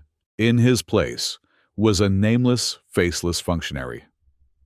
We arrived in a black SUV. Beatrice sat in the back, radiating the kind of icy authority that made grown men nervous. I sat in the front, clutching a clipboard and a bag of equipment. "Remember," she said as we crunched up the gravel driveway, "you are there to inspect the mechanical systems. You do not speak unless spoken to. Let me handle Richard." "I know the drill," I said, my voice muffled behind the mask. But nothing could have prepared me for the first physical blow. It hit me before I even stepped out of the car. I looked out the window toward the east lawn. For 50 years that space had been Grandma Edith's pride and joy. It was a rose garden, a labyrinth of heritage breeds, damask roses, Albus gallicus flowers that smelled like honey and spice. I used to hide in there as a boy reading comic books, under the canopy of thorns and petals. It was gone. The earth had been flattened, scraped raw by bulldozers. In its place was an abomination. Cheap, Neon green astroturf had been rolled out in lumpy strips. Plastic obstacles, a miniature windmill, a clown's mouth a loop-de-loop, sat baking in the sun. The colors were garish offensive against the stately gray stone of the manor. "A putting green," I whispered, feeling bile rise in my throat. "Miller told us about it," Beatrice said softly. "Kyle's idea. He thought it would increase the property value for young fun buyers." I gripped the door handle until my knuckles turned white. They had paved over a century of life to build a carnival game. It wasn't just bad taste. It was a desecration. We got out of the car. My parents were waiting on the porch. Richard was wearing a tweed jacket with leather elbow patches, trying to look the part of the country squire. Elena was in silk, holding a glass of iced tea, looking bored. "Welcome back," Richard boomed, stepping forward to shake Beatrice's hand. He glanced at me, his eyes sliding over my masked face without a flicker of recognition. I was just a worker to him, furniture that moved. "And this is my technical associate," Beatrice said smoothly. "He is here to verify the HVAC integrity and structural load-bearing points for the insurance transfer." "Ah, yes, the technicalities," Richard waved a hand dismissively. "Well, you will find everything in perfect order. I have maintained this vessel meticulously. It is a Victorian masterpiece, you know. Built in 1850. 1892, I corrected instinctively, then bit my tongue. Richard paused, looking at me with a frown. "Excuse me." "The foundation style suggests the late 19th century, sir," I said, pitching my voice lower raspier. "Just an observation." "Well," Richard sniffed, clearly annoyed that a hireling had spoken. "Whatever the date, the quality is timeless. Come inside." Walking into the main hall was like walking into a crime scene where the victim was the house itself. The smell hit me first. It wasn't the smell of beeswax and old paper that I remembered. It was a cocktail of stale cigarette smoke, wet dog, even though they hated dogs, and a cloying chemical floral scent from cheap plug-in air fresheners they had stuck in every outlet to mask the mold. I looked down at the floor. The entrance hall was paved with hand-cut Italian slate, or it had been. Now it was scuffed and gray, the sealant worn away by years of neglect and muddy boots. We moved into the drawing room.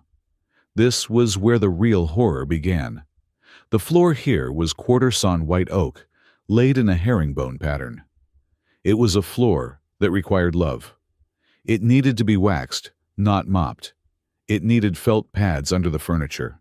I saw deep, jagged gouges running across the center of the room, as if someone had dragged a heavy metal object, a piano perhaps, or a safe, right across the wood without protection. The scratches were raw and ugly, exposing the pale, unfinished timber beneath the patina. "Lovely flow to the room," Beatrice said, her voice tight. She saw what I saw. She knew I was hurting. "We tried to modernize it a bit," Elena said, taking a sip of her tea. "The old decor was so heavy, oppressive really. I always felt this house had bad energy. Too many shadows.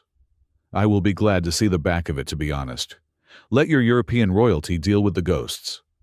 "Ghosts?" Beatrice asked. "Oh, you know what I mean," Elena sighed. "Old houses retain the misery of the people who died in them. My mother-in-law was a difficult woman. Her bitterness is soaked into the curtains." I looked at her back, staring at the diamond necklace she was wearing, bought, no doubt, with money borrowed against the walls she hated. "The only bitterness here, Mother, is the poison you brought with you." We reached the library. This was the moment I had been dreading and anticipating in equal measure. The library was the heart of the house. It was where the secret lay. I stepped inside and stopped dead. The shelves were still there, but many were empty. The books likely sold off by the pound to decorators who bought them for aesthetic value. But it was the fireplace that made my blood run cold. The massive stone hearth, carved with a family crest, was gone. Or rather, it was hidden. They had built a false wall directly over it. A sheet of drywall had been framed up, covering the mantel, the opening, and the intricate woodwork where the secret panel was located. And mounted in the center of this white, soulless monstrosity was a massive 80-inch flat-screen television. It was vulgar. It was a slap in the face to the craftsmanship of the room. They had sealed up the hearth to watch reality TV. "Impressive, isn't it?" Kyle's voice came from the doorway. He sauntered in, wearing sweatpants and a t-shirt that said Crypto King. He looked hungover. "State-of-the-art surround sound. We had to drill into the stone to mount the brackets, but it was worth it for the Super Bowl." Drilled into the stone. My heart stopped. If they had drilled into the mantel. "I need to check the ventilation behind that screen," I said, moving quickly toward the wall. "If you block the flue, it could be a carbon monoxide hazard for the new owners." "It is fine," Kyle scoffed. "We stuffed it with insulation." I ignored him. I walked up to the false wall. I pretended to inspect the mounting brackets of the TV, but my hands were searching for something else. I reached behind the edge of the drywall, where the plaster was still rough. They had done a cheap job. The taping was sloppy. I pressed my ear against the side of the drywall, pretending to listen for airflow. I tapped the surface discreetly with my knuckle. Thud. Thud. Then a slightly different sound near the third column of the hidden mantel underneath. Hollow. Relief washed over me, so powerful, it nearly made my knees buckle. They hadn't removed the mantel. They had just covered it up. And because they were lazy, they hadn't demolished the stone. They had just built a box around it. The drilling Kyle mentioned must have been into the upper lintel, missing the mechanism of the secret compartment by inches. The will was still there. Grandma was still waiting. "Hey, buddy," Kyle called out. He snapped his fingers at me. "While you are over there, grab me a water from the mini fridge in the corner." "I am parched." I froze. I turned slowly to look at him. He was lounging in Grandma's reading chair, his feet clad in dirty sneakers, resting on the edge of the desk. "Excuse me," I said. "The water," Kyle repeated, pointing. "You are the help, right? Make yourself useful. The fridge is right there." He was treating me like a servant in my own house. He called me buddy. He snapped his fingers. For a split second, the red mist descended. I wanted to rip the mask off. I wanted to grab him by his collar and throw him through the window. I wanted to scream, "I am the one buying this roof over your empty head." Beatrice stepped forward, sensing the tension. "My associate is here to conduct a survey, Mr. Johnson. He is not—" "It is okay," I cut her off. My voice was cold, flat, and dangerous. I walked over to the mini fridge. I took out a bottle of water. I walked over to Kyle. I held it out. "Here you go," I said. Kyle didn't even look at me. He snatched the bottle. "Took you long enough, Cooley." Cooley, I stored that word away. I added it to the ledger. Every insult was a deposit in the bank of karma, and I was about to cash out the account. "Is there anything else?" I asked, staring at the top of his head. "Yeah, check the basement." Kyle waved his hand. "The breaker box trips whenever we run the microwave and the jacuzzi at the same time. Piece of junk wiring." "I will inspect it immediately," I said. I turned and walked out, my footsteps heavy on the floorboards. I went to the basement door. This was where they had banished me to get my tools 10 years ago. I opened the door and descended into the darkness. They hadn't just neglected the basement. They had turned it into a dumping ground. The air was thick with mildew. Piles of garbage bags were stacked against the walls. Old furniture, broken electronics, damp cardboard boxes.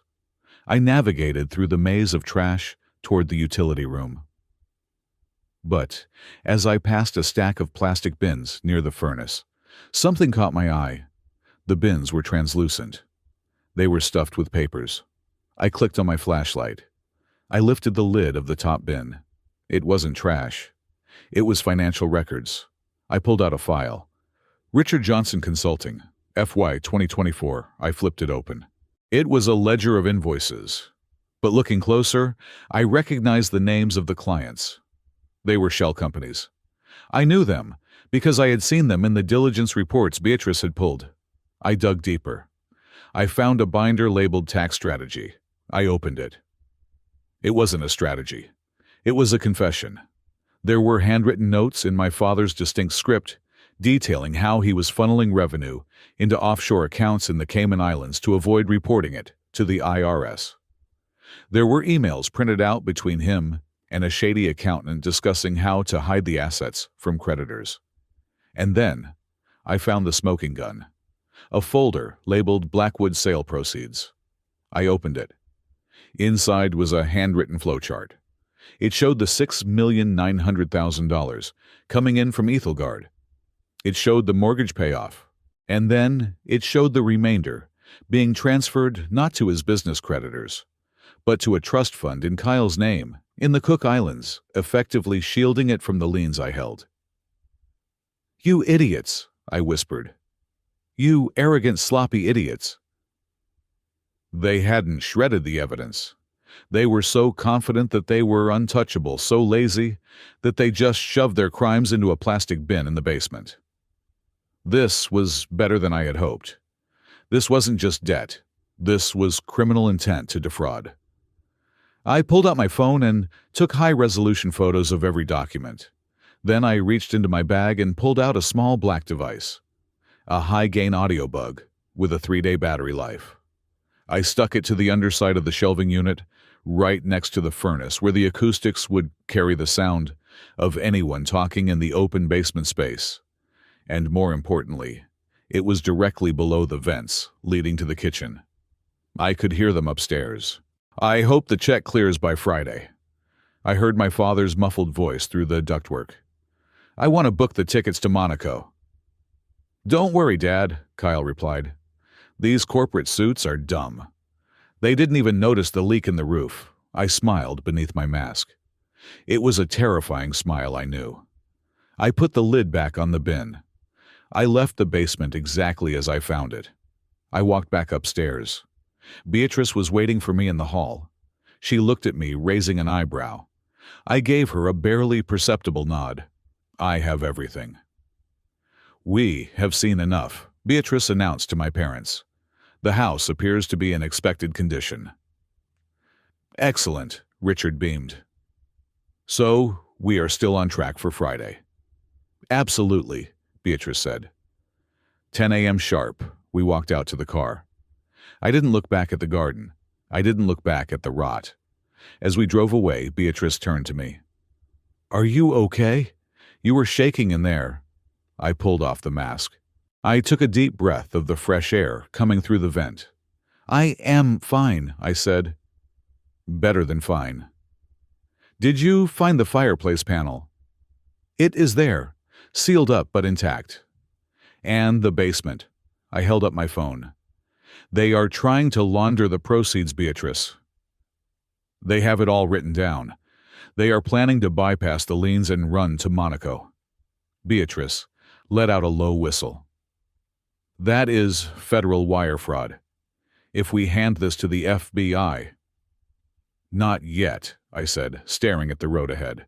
"Let them sign the papers first. Let them transfer the title. Once the house is mine, once the ink is dry, then we drop the hammer." I looked at my hands. They were steady. The trembling was gone. "Kyle called me a coolie," I said softly. Beatrice looked at me with sympathy. "He won't be calling anyone anything where he is going." "No," I agreed. "He won't." The sun was setting behind the trees, casting long shadows over the road. The inspection was done. The trap was baited. The evidence was secured. Closing day was 48 hours away, and I was ready to bring the house down. Friday morning arrived with a sky so blue, it felt like a mockery of the storm that was about to break inside the Blackwood estate. It was 10 o'clock. The air was crisp, the kind of day that usually signaled new beginnings. For my family, they believed it was the beginning of their liberation. For me, it was the beginning of the end. I was standing just outside the double mahogany doors of the main drawing room. I was not alone. Flanking me were two of my own personal security detail men, built like linebackers who knew better than to speak unless I gave a command. I could hear everything happening inside the room through the earpiece I was wearing connected to the bug I had planted in the basement, and the open line Beatrice had on her phone. Inside, the atmosphere was electric with unearned triumph. My father, Richard, had dressed for the occasion as if he were receiving a knighthood. He was wearing a charcoal three-piece suit, a silk tie that probably cost more than a month of mortgage payments, and he had groomed his silver hair into a perfect, statesman-like coif. My mother, Elena, was draped in a cream-colored dress that she likely believed made her look innocent, accented by the diamond necklace she had refused to sell, even when the lights were threatened to be cut off.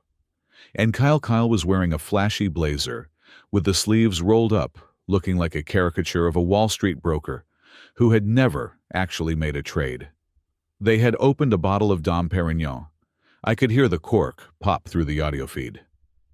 "To us," Richard's voice boomed rich with self-satisfaction. "To resilience. And to the fools at Ethelgard Holdings." "To the fools!" Kyle laughed, the sound of crystal clinking following his words. "I still can't believe they didn't ask for a final walkthrough this morning.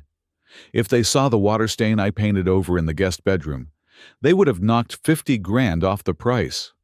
"Hush, Kyle," Elena giggled. She was actually giggling. "Don't jinx it. The money isn't in the account yet." "It will be in an hour," Richard said confidently. "Beatrice is a shark, but she is a corporate shark. She just wants to close the deal and move on to her next acquisition. We are free, Elena. We are finally free of this mausoleum." I adjusted my cuffs. I was not wearing my work boots today. I was not wearing the flannel shirts or the denim that had defined my existence for the last decade. I was wearing a bespoke suit, cut from Italian wool, midnight blue tailored to the millimeter, to fit my frame. My shoes were hand-stitched leather. My watch was a Patek Philippe, subtle but worth more than Kyle's Porsche. I waited. The timing had to be precise. Beatrice arrived at exactly 10:15. I heard the heavy front door open, followed by the click-clack of her heels on the hardwood. She was not alone. She had brought a team of 4 junior lawyers and a notary, creating a phalanx of legal intimidation. "Good morning, Mr. and Mrs. Johnson," Beatrice said. Her voice was professional, devoid of warmth. "I trust you are ready to conclude this transaction." "More than ready, Beatrice," Richard said. "Please sit. Can we offer you a glass of champagne? It is a vintage year." "No, thank you," Beatrice replied. "I am on the clock, and we have a tight schedule for the wire transfer. Let us proceed to the paperwork." I could imagine them sitting around the long oak table, the table my great-grandfather had commissioned. Papers were shuffled. The notary set up his stamp. "This is the deed transfer," Beatrice explained. "This is the bill of sale for the contents listed in the inventory. This is the final settlement statement. Please review and sign where flagged." There was a silence broken only by the scratching of pens. It went on for 10 minutes. I stood in the hallway closing my eyes, visualizing every stroke of the pen. With every signature, my father was signing away his legacy. With every initial, he was handing me the sword I would use to decapitate his social standing. And finally, Beatrice said, "The title transfer. Once you sign this, Richard, the property known as the Blackwood Estate, and all land appertaining thereto legally belongs to Ethelgard Holdings. There is no grace period. No cooling-off period. The transfer is immediate." "Give me the pen," Richard said. He didn't hesitate. He didn't pause to look at the ceiling or say a silent goodbye to the house where his mother had died. He just wanted the money. Scritch, scratch. "Done," Richard announced. The sound of the pen being slapped down on the table echoed in my earpiece. "And you, Mrs. Johnson?" Beatrice said. "Gladly," Elena said. "Congratulations," Beatrice said, her tone shifting slightly. It became sharper. "The property is sold." "Fantastic," Kyle shouted. I heard him clap his hands. "So, when does the wire hit? I have a flight to book." "The funds are in escrow," Beatrice said. They will be released upon the satisfactory conclusion of this meeting. Well, the meeting is concluded, isn't it? Richard asked, the impatience creeping back into his voice. We signed. The house is yours. Here are the keys. I heard the jingle of the heavy brass keyring hitting the table. God, it feels good, Kyle said, his voice dripping with arrogance. I have to say, Beatrice, your bosses are absolute morons. $6,900,000 for this pile of bricks. You guys are going to lose a fortune on the renovation. The plumbing alone is a nightmare. But hey, caveat emptor, right? Let the buyer beware. He laughed again, a nasty braying sound. We got rid of this garbage dump to a bunch of idiots with deep pockets. Cheers to the suckers. That was the cue. Actually, Beatrice said, her voice cutting through the laughter like a razor blade. There is one final item on the agenda. Before I authorize the release of funds, the principal owner of Ethelgard Holdings requested a brief face-to-face meeting with you. The owner, Richard asked, sounding confused. I thought this was a board of directors thing. You said it was an investment group. Ethelgard is a sole proprietorship, Beatrice corrected. The owner is a very private individual. But he felt that given the unique history of this transaction, he wanted to handle the final transition personally. He specifically wanted to discuss the matter of inheritance. Inheritance? Elena's voice went up an octave. What inheritance? The old woman is dead. The will was settled 10 years ago. Nevertheless, Beatrice said, he is right outside. I signaled to the security guards. One of them reached out and pushed the double doors open. They swung inward with a heavy, dramatic groan. I stepped into the room. The sunlight from the floor-to-ceiling windows hit me, but I didn't blink. I walked in with the slow, predatory grace of a panther entering a cage of rabbits. I didn't look at the floor. I didn't look at the walls. I looked straight at them. The silence was absolute. It was a physical weight pressing down on the room.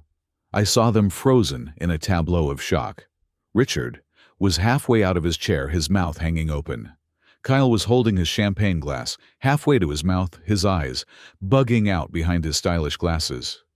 And Elena, my mother. She was the first to react. Her hand went limp. The crystal flute she was holding slipped from her fingers. It hit the edge of the table, shattering, and then fell to the floor, splashing expensive champagne over her cream dress and the rug. She didn't even notice. She was staring at me as if I were a corpse that had clawed its way out of the grave. I walked to the head of the table, the seat that my father had occupied for the last decade. I stood behind the empty chair. Beatrice had vacated it the moment the doors opened, and rested my hands on the carved wood. "Hello, Mother," I said. My voice was calm, conversational, showing none of the rage that burned in my gut. "Hello, Father. Kyle." Richard made a sound that was half gasp, half choke. He blinked rapidly, his face draining of color, until he looked like a wax statue. "John," he whispered. The name sounded foreign in his mouth. "What the hell are you doing here?" I pulled out the chair and sat down. I crossed my legs, adjusting the crease of my trousers. I looked at Beatrice and gave her a small nod. She slid the stack of signed deeds toward me. I placed my hand on top of them, claiming them. "I believe I am here to inspect my purchase," I said, looking around the room. Although I must say the previous owners left it in a shameful state. "Your purchase?" Richard stammered. He looked from me to Beatrice, then back to me. His brain was trying to process the impossible geometry of the situation. "What are you talking about? Beatrice represents Ethelgard Holdings." "That is correct," I said. "And I am Ethelgard Holdings." Kyle slammed his glass down on the table, liquid sloshing over the rim. "Bullshit," he spat. You are a broke carpenter. You live in a basement in Queens. You don't have $6 million. You don't have $600. I turned my gaze to Kyle. I looked at him with a mixture of pity and amusement. "Is that what you think, brother? You really haven't been paying attention, have you?" "This is a joke," Richard said, his voice trembling but growing louder as his anger tried to override his shock. "Is this some kind of prank? Did you break in here, Beatrice? Why are you letting this intruder sit at our table? Call the police!" "Mr. Johnson is not an intruder," Beatrice said coldly. "He is the sole signatory on the Ethelgard accounts. He is the client who authorized the wire transfer. He is the new owner of Blackwood Estate." Elena let out a whimper. She pressed a napkin to her mouth, her eyes darting around the room, as if looking for an exit. "No," Richard said. He shook his head violently. "Impossible. You work with your hands. You fix toilets. How could you possibly afford this?" He stood up, pointing a shaking finger at me.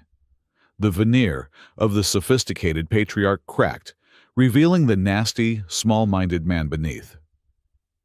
"Did you win the lottery?" he sneered. "Is that it? You got lucky with a scratch-off ticket and decided to come back here and rub it in our faces." I didn't answer. I just watched him unravel. "Or maybe," Richard continued, his face turning an ugly shade of red, "maybe you found yourself a rich sugar daddy. Is that how you paid for the suit, John? Did you sell yourself? Because there is no way in hell you earned this money. You are too stupid. You never had a head for business. You are just a laborer." "Sit down, Richard," I said. I didn't shout. I didn't raise my voice. I spoke with the authority of a man who owned the ground he was standing on. "Don't you tell me what to do," Richard shouted. "I am your father." "Technically," I said, tapping the deed under my hand, "you are a trespasser. And if you continue to shout, I will have my security team remove you from my property before we even get to the business at hand." Richard froze. He looked at the two large men standing by the door. He looked at the signed papers under my hand. The reality of the power dynamic shifted in his eyes. He slowly sank back into his chair, defeated but seething. "Fine," he hissed. "So you bought the house. Congratulations. You wasted your money. We still win. We have the 6.9 million. We are walking out of here rich, and you are stuck with a money pit. You think this is revenge? This is charity, John. You just saved us." "Yeah," Kyle chimed in, leaning back and crossing his arms, trying to regain his composure. "Thanks for the bailout, little brother. Enjoy fixing the roof. We will be in Monaco." I smiled. It was the smile of a man holding a royal flush, while his opponents were betting their lives on a pair of twos. "Monaco is lovely this time of year," I said, "but I am afraid your travel plans might be delayed. You see, Beatrice mentioned a discussion about inheritance, but she was being polite. What I really want to discuss is accounting." "Accounting?" Richard frowned. "Specifically," I said, "the accounting of Richard Johnson Consulting, and the loans you secured using this house as collateral." I saw a flicker of genuine fear in Richard's eyes. He stiffened. "That is none of your business," he snapped. "My business finances are private." "Usually, yes," I agreed. "But you see, when a company is on the brink of insolvency, its debt becomes a commodity. And I have been in a buying mood lately." I signaled Beatrice. She opened her briefcase and pulled out a second stack of documents. These were not deeds. They were loan agreements. Promissory notes. Liens. "What is that?" Elena asked, her voice trembling. "This," I said, sliding the papers across the table toward my father, "is your life, Richard." I leaned forward, locking eyes with him. "You called me a carpenter. You called me a failure.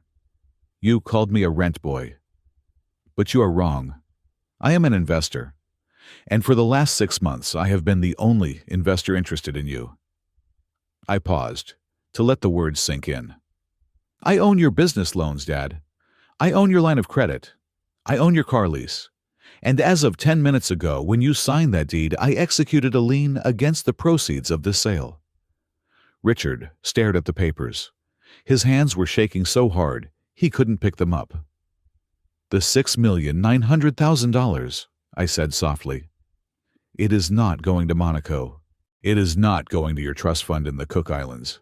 It is not going to Kyle's pocket. I leaned back, savoring the moment. It is coming right back to me, to pay off the debt you owe me. So, I spread my hands.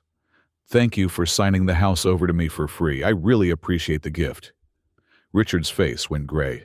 Kyle dropped his fork. Elena let out a sob that sounded like a dying animal.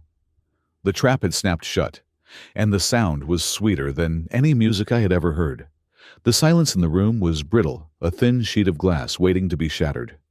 My father was staring at the documents I had slid across the table, as if they were written in a language he did not understand, or perhaps one he simply refused to accept. His face was a map of ruin, the blood draining from his cheeks to leave them the color of old ash. "You are lying," Richard whispered, his voice cracking. "You cannot own my debt. That is confidential financial information." "Ha ha." "It is a commodity, Richard," I said, leaning back in the chair that was now legally mine. "And, like any commodity, it goes to the highest bidder. But if you do not believe the paper, perhaps you will believe the screen." I gestured to Beatrice. She opened her slim laptop and connected it wirelessly to the 80-inch television, the very monstrosity they had mounted over the fireplace to desecrate the heart of the house. "You wanted to modernize the estate," I said, my voice cutting through the room. "You drilled holes in the stone to put up this screen, so let us put it to good use." Beatrice tapped a key. The screen flickered to life. Slide 1 appeared. It was a stark professional graphic featuring the logo of Titan Heritage Group. Underneath it was a corporate hierarchy chart. At the top, in bold letters, was my name, John Johnson, founder and CEO. "You asked where I got the money," I said, watching their eyes widen. "You asked if I won the lottery. No, Father, I earned it. For the last 5 years, Titan Heritage Group has been the premier restoration firm for historic properties in North America and Europe. That library in Washington. My team restored the rotunda, the castle in the Loire Valley that was featured in Architectural Digest last month. My project." I pointed to the screen, where a photograph of me standing on scaffolding, wearing a hard hat and holding a blueprint was displayed. "I am not a handyman," I continued. "I am the man billionaires call when they want to save their history. I built an empire out of the sawdust you swept me away with. Ethelgard Holdings is just a subsidiary, a shell company I created for one specific purpose." "To trick us," Elena hissed. She was gripping the edge of the table, her knuckles white. "To facilitate a transaction," I corrected. "You see, I knew you would never sell the house to me. Your pride is worth more to you than your solvency. So I became someone else. Someone you could respect. A faceless corporation." Beatrice tapped the key again. Slide 2 appeared. The atmosphere in the room shifted from shock to dread. This was not a corporate slide. This was surveillance footage. It was grainy, shot from a distance, but the subject was unmistakable. It showed Kyle standing at the counter of a pawn shop in the Bronx. He was wearing the same jacket he had on the day I inspected the house. He was handing over a large, ornate wooden object. "Recognize this?" I asked, looking at my brother. Kyle froze. He looked like a deer caught in the headlights of a semi-truck. "That is the grandfather clock from the West Hallway," I said. "French, 18th century, valued at $40,000. Beatrice clicked again. Another video. This time, Kyle was counting a stack of cash, while a pawnbroker examined a velvet pouch. "And the gold dessert spoons," I added. "Family heirlooms, gone for a fraction of their worth." "You followed me," Kyle stammered. He stood up, knocking his chair over. "That is stalking. That is illegal." "No, Kyle," I said calmly. "That is due diligence. And what did you do? That has a name, too." I signaled Beatrice. She projected a legal document onto the screen next to the video. It was a copy of the mortgage agreement, with the bank highlighting a specific clause. "This is the security agreement you signed with the bank," I explained, my voice hardening. "It states that all listed assets, including antiques and fixtures, are collateral for the loan.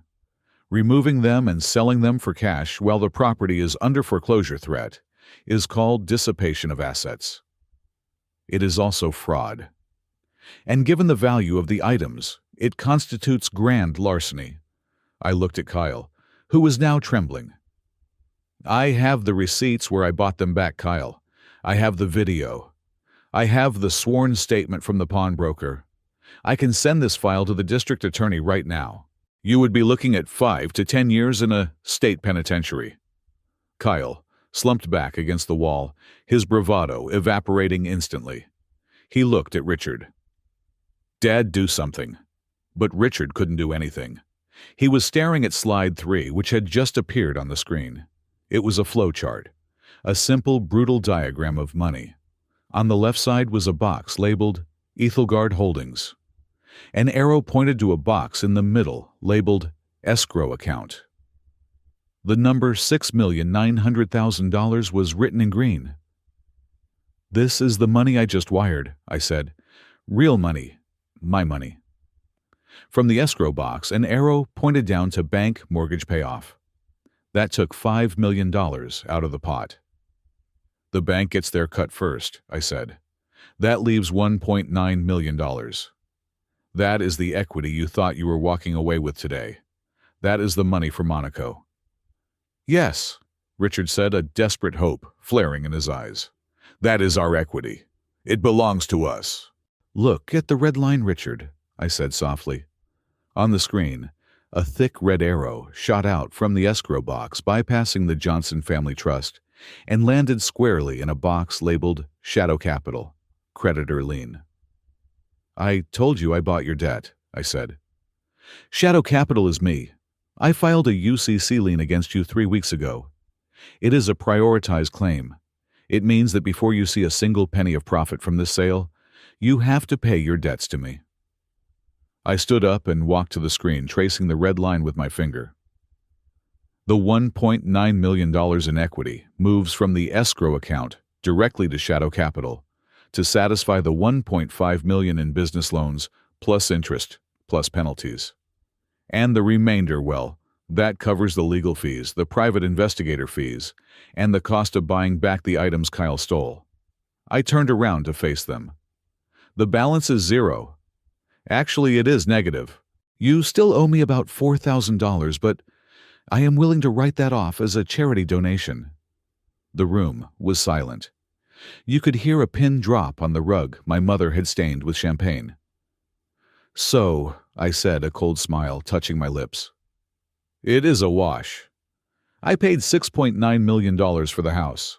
$5 million went to the bank to clear the title. The rest went back into my other pocket to clear your debt. I bought my own house with my own money, and I used your debt to do it." "You tricked us," Elena whispered. Tears were streaming down her face, ruining her makeup. "We have nothing after all this." "You have your freedom," I said. "You are debt-free. You don't owe the bank. You don't owe the business creditors. You are starting from zero. That is more than you gave me when you kicked me out. You gave me a crate of old tools and a kick in the ribs." "You are a monster!" Elena screamed. She lunged forward, grabbing a heavy crystal ashtray from the table.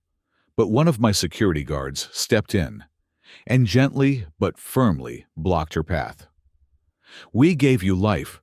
We raised you. How dare you steal our future? You are an ungrateful, hateful wretch." "I am what you made me, Mother," I replied, unmoved by her tears. Richard stood up, his face purple with rage. He looked like he was about to have a stroke. "This is entrapment. This is manipulation. I will sue you. I will get the best lawyers in New York. I will drag you through court until you are bankrupt. You cannot do this to your own father." "You can try," Beatrice interjected from her seat, her voice calm and bored. "But I drafted the contracts myself. They are ironclad. And if you do file a lawsuit, we will countersue for the fraud Kyle committed." Do you really want to visit your son in prison, Richard? Richard opened his mouth, but no words came out. He looked at Kyle, who was sobbing silently in the corner. He looked at the paperwork. He realized he was checkmated. "Get out," Richard wheezed. "Get out of my house." "Your house." I laughed. It was a dry, humorless sound. "Check the deed, Richard. You are the guest here, and your invitation has expired." I checked my watch.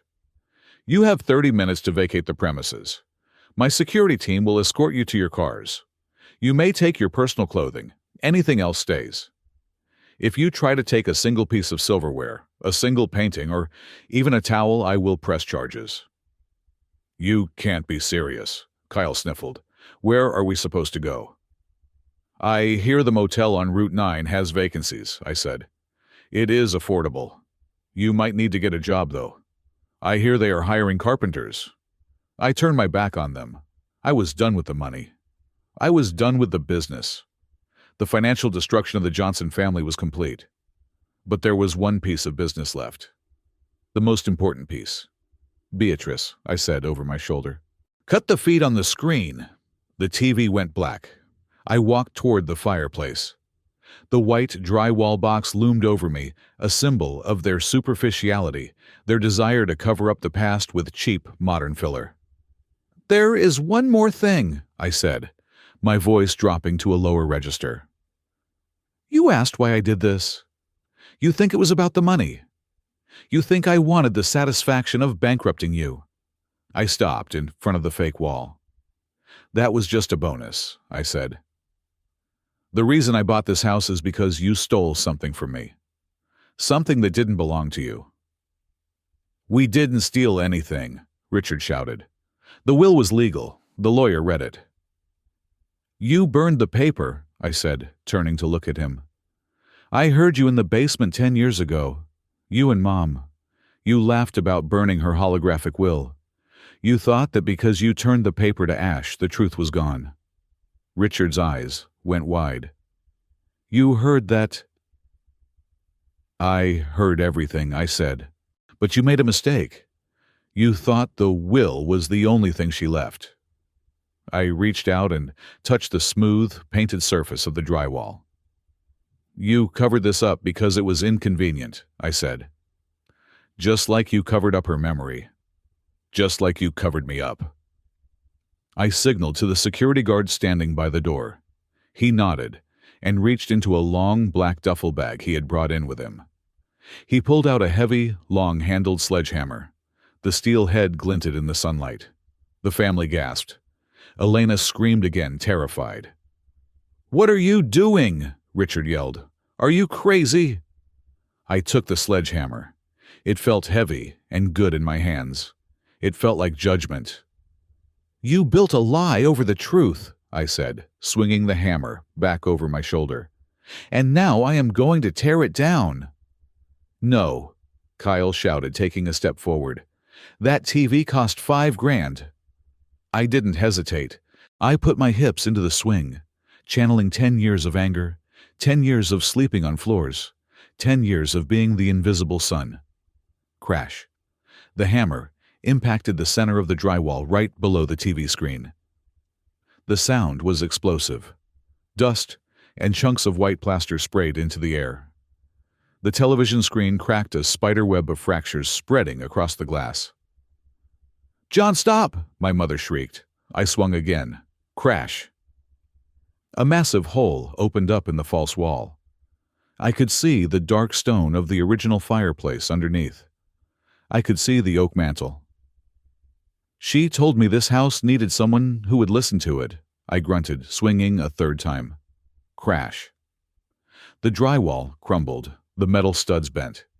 The expensive TV hung precariously by one screw before crashing to the floor in a shower of sparks and plastic. I tossed the sledgehammer aside. My chest was heaving. I was covered in white dust, looking more like the carpenter I used to be than the billionaire I had become. I reached through the jagged hole I had made. I felt the cool, rough stone of the original hearth. I ran my hand along the wooden molding of the true mantel, feeling for the third column. My parents were silent, now huddled together, watching, with a mixture of horror and confusion. They didn't understand. They thought I had just lost my mind, but I knew exactly what I was doing. I found the rosette, the carving of the Tudor rose. "You looked for a paper in a box," I said, my voice echoing in the sudden silence. But Grandma didn't trust boxes. She trusted the house. I pressed the rosette, hard, twice. Click, clack. The sound was louder than the smashing of the wall. It was the sound of a mechanical lock disengaging after a decade of silence. A section of the heavy oak mantel, a piece they had covered up but failed to destroy, popped open. I reached inside the dark cavity. My fingers brushed against velvet. I pulled it out. It wasn't just a paper. It was a leather-bound journal, wrapped in oilcloth to protect it from moisture. And tucked inside the cover was a thick, sealed envelope. I turned to face my family, holding the package up like a holy relic. "You burned the copy she left on her desk," I said, my voice shaking with emotion. "But you didn't know about the original. You didn't know she hid it here the day before you moved in to care for her." Richard's knees gave way. He collapsed into a chair, staring at the envelope in my hand. He knew what it was. He knew that his lies were about to be exposed, not just to me, but to the world. "Game over," I whispered. The dust from the pulverized drywall hung in the air, like a thick white fog coating my suit, and the ruin of the television that lay at my feet. The room was silent, save for the ragged breathing of my family. They stared at the hole I had smashed into the wall, as if it were a portal to hell. In a way, for them it was. I reached into the dark cavity of the hidden compartment, my fingers brushing against the cold stone of the original chimney breast, until they found purchase on the oilcloth bundle. I pulled it out slowly.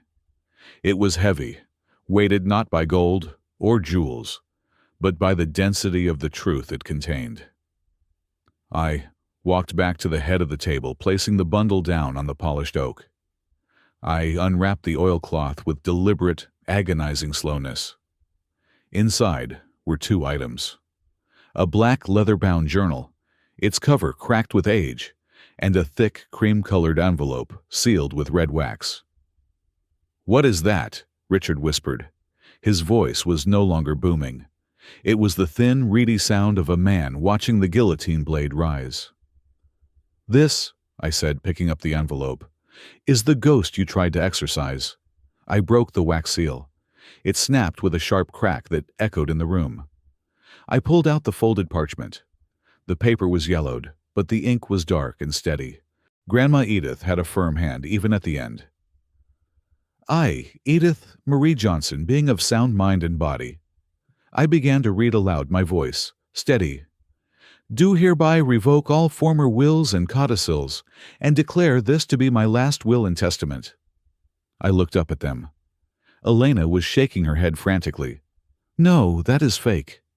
You wrote that yourself." "It is dated November 10th, 2015, I continued, ignoring her. 3 days before she died, and it is handwritten. In New York State, a holographic will is perfectly legal if it is entirely in the testator's handwriting and found among their significant personal effects. Like, for instance, in a secret safe she built herself." I scanned down the document.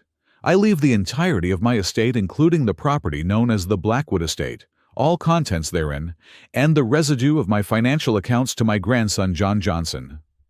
"She was senile," Richard shouted, finding a scrap of courage. "She didn't know what she was doing. That document is contestable. We will fight it." "Read the witness line, Father," I said, sliding the paper across the table so they could see the bottom. There were 2 signatures below Grandma's. One was shaky and crude. "Thomas Miller," I read. "The old gardener. He passed away 5 years ago, but his signature is on file with the county clerk. It will match." "And the second witness?" Beatrice asked, leaning forward with a predatory smile. I pointed to the elegant looping script of the second signature. "Elena Johnson," I read. My mother froze. Her eyes bulged. She grabbed the paper, staring at her own name. "I never signed this," she shrieked. "I never saw this paper. You forged it." "Think back, Mother," I said, my voice dropping to a low, dangerous register. "Think back to the day you had her committed to bed rest. You brought her a stack of papers, hospital admission forms, insurance waivers, powers of attorney. You were in such a rush to get to your charity luncheon that you didn't even read them. You just shoved them in front of her and signed the witness lines where she pointed." Elena's mouth opened and closed like a fish on a hook. The memory was dawning on her. Grandma Edith had been smarter than them until the very end. She had slipped her own will into the stack of bureaucratic paperwork, and in her arrogance and haste, Elena had signed the very instrument of her own destruction. "You signed it," I said. "You witnessed the document that gave the house to me, which makes it ironclad. You cannot claim she was coerced or senile if you yourself signed as a witness to her lucid intent." "But wait," I said, pulling the paper back. "There is a clause here, a specific instruction, the terror clause." I read it loud and clear. "If Richard or Elena Johnson attempt to conceal, destroy, or contest this will, they are to be immediately and irrevocably disinherited from any and all other assets, including the small cash bequests I had previously arranged. If this comes to light after they have taken possession of the house, it shall be considered proof of fraud, and they shall be liable for all damages incurred." I looked at Richard. "You are not just disinherited," I said. "You are trespassers. You have been living in my house, spending my money, and selling my furniture for 10 years. "This is insane," Richard stammered, wiping sweat from his forehead. "So what? It is a piece of paper. We already sold the house. The deal is done. You own it now anyway." "Oh, we will get to the sale in a moment," I said. "But first we have to talk about the notebook." I picked up the black leather journal. This was the part I had been dreading, the part that turned my stomach. But it was necessary. It was the hammer that would nail their coffin shut. "Grandma didn't just write a will," I said softly. "She kept a diary. She wrote in it every day that you kept me locked out of the house." I opened the book. The pages were filled with shaky handwriting, the ink sometimes blotted where a tear had fallen. "November 12th, I read. "Richard took my cane today. He said I was making too much noise tapping it on the floor. I cannot walk to the bathroom without it. I had to crawl. I called for Elena, but she just turned up the music in the hallway." The room went deadly silent. Even the security guards looked uncomfortable. "November 14th, I continued, my voice hardening. "They forgot dinner again.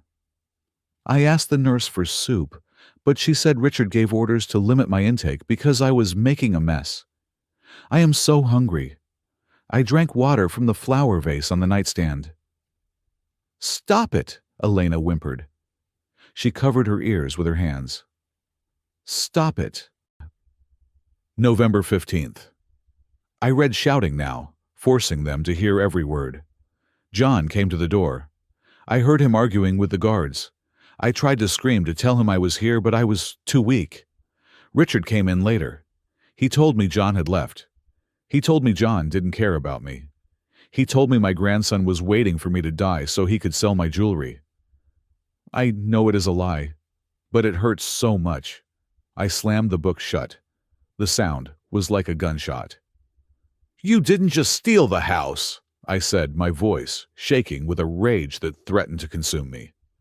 "You tortured her. You starved an 80-year-old woman. You isolated her. You let her die in misery and pain while you drank her wine downstairs." "It wasn't like that," Richard stammered. He was white as a sheet. "We were managing her care. She was difficult. She refused to eat." "The diary says otherwise," I said.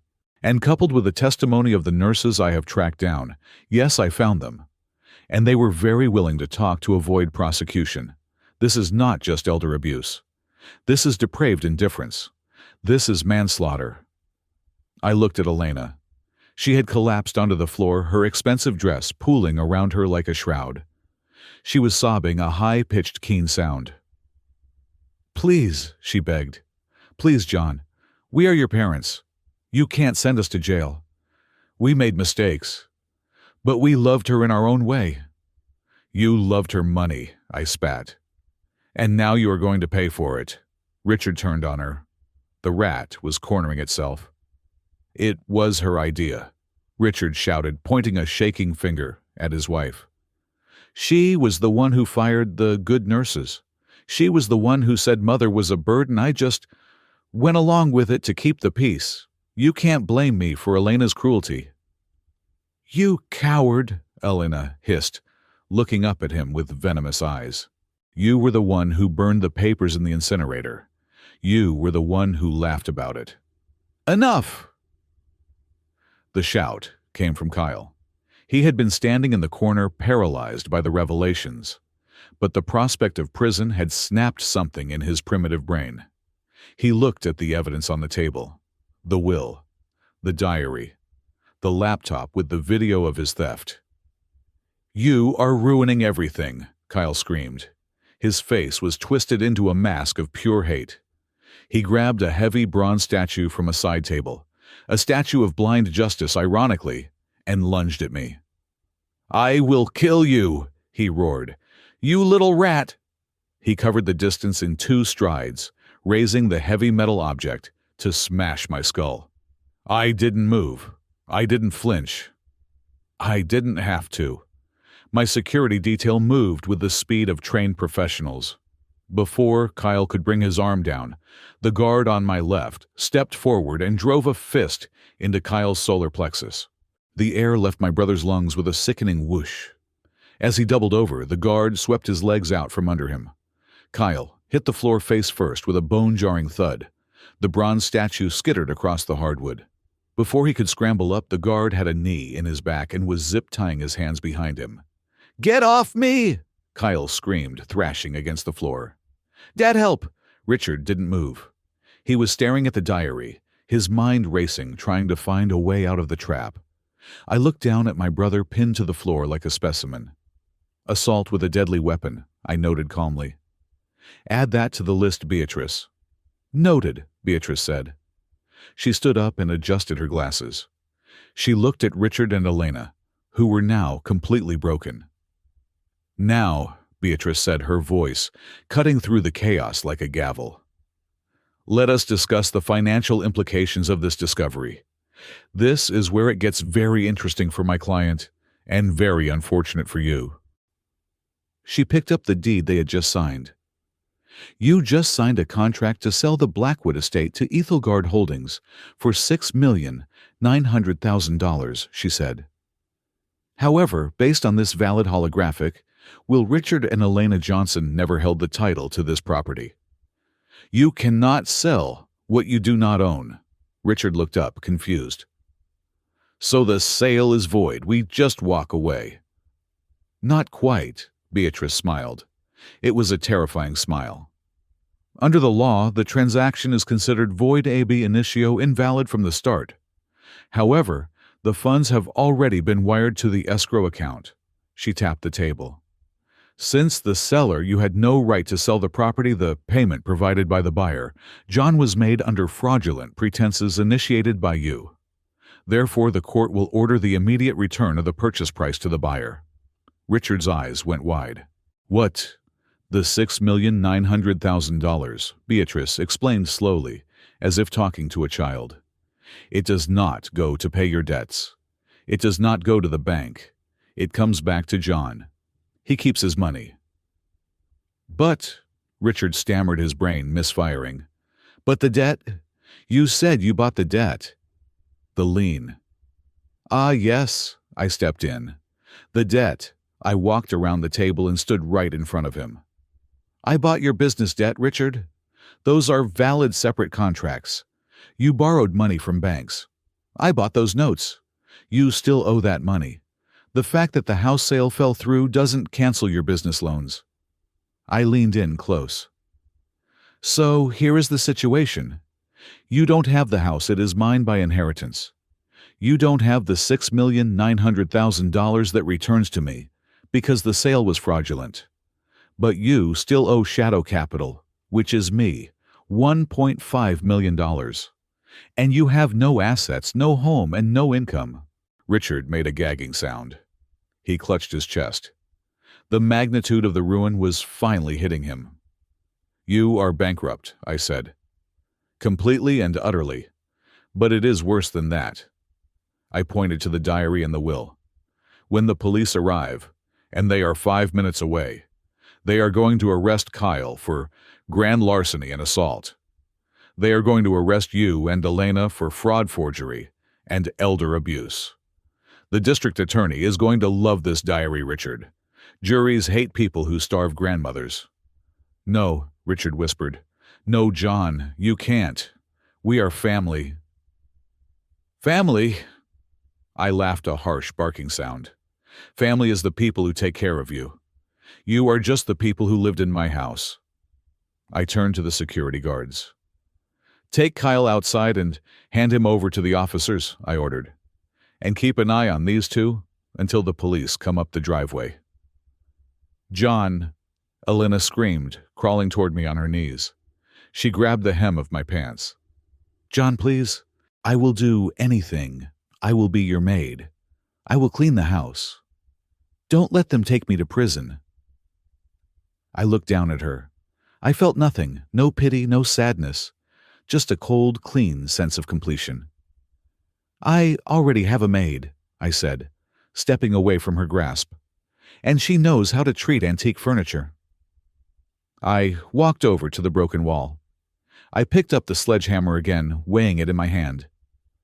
You spent 10 years trying to build a life on top of a lie, I said, looking at the three of them, one bound on the floor, one groveling, one catatonic in a chair.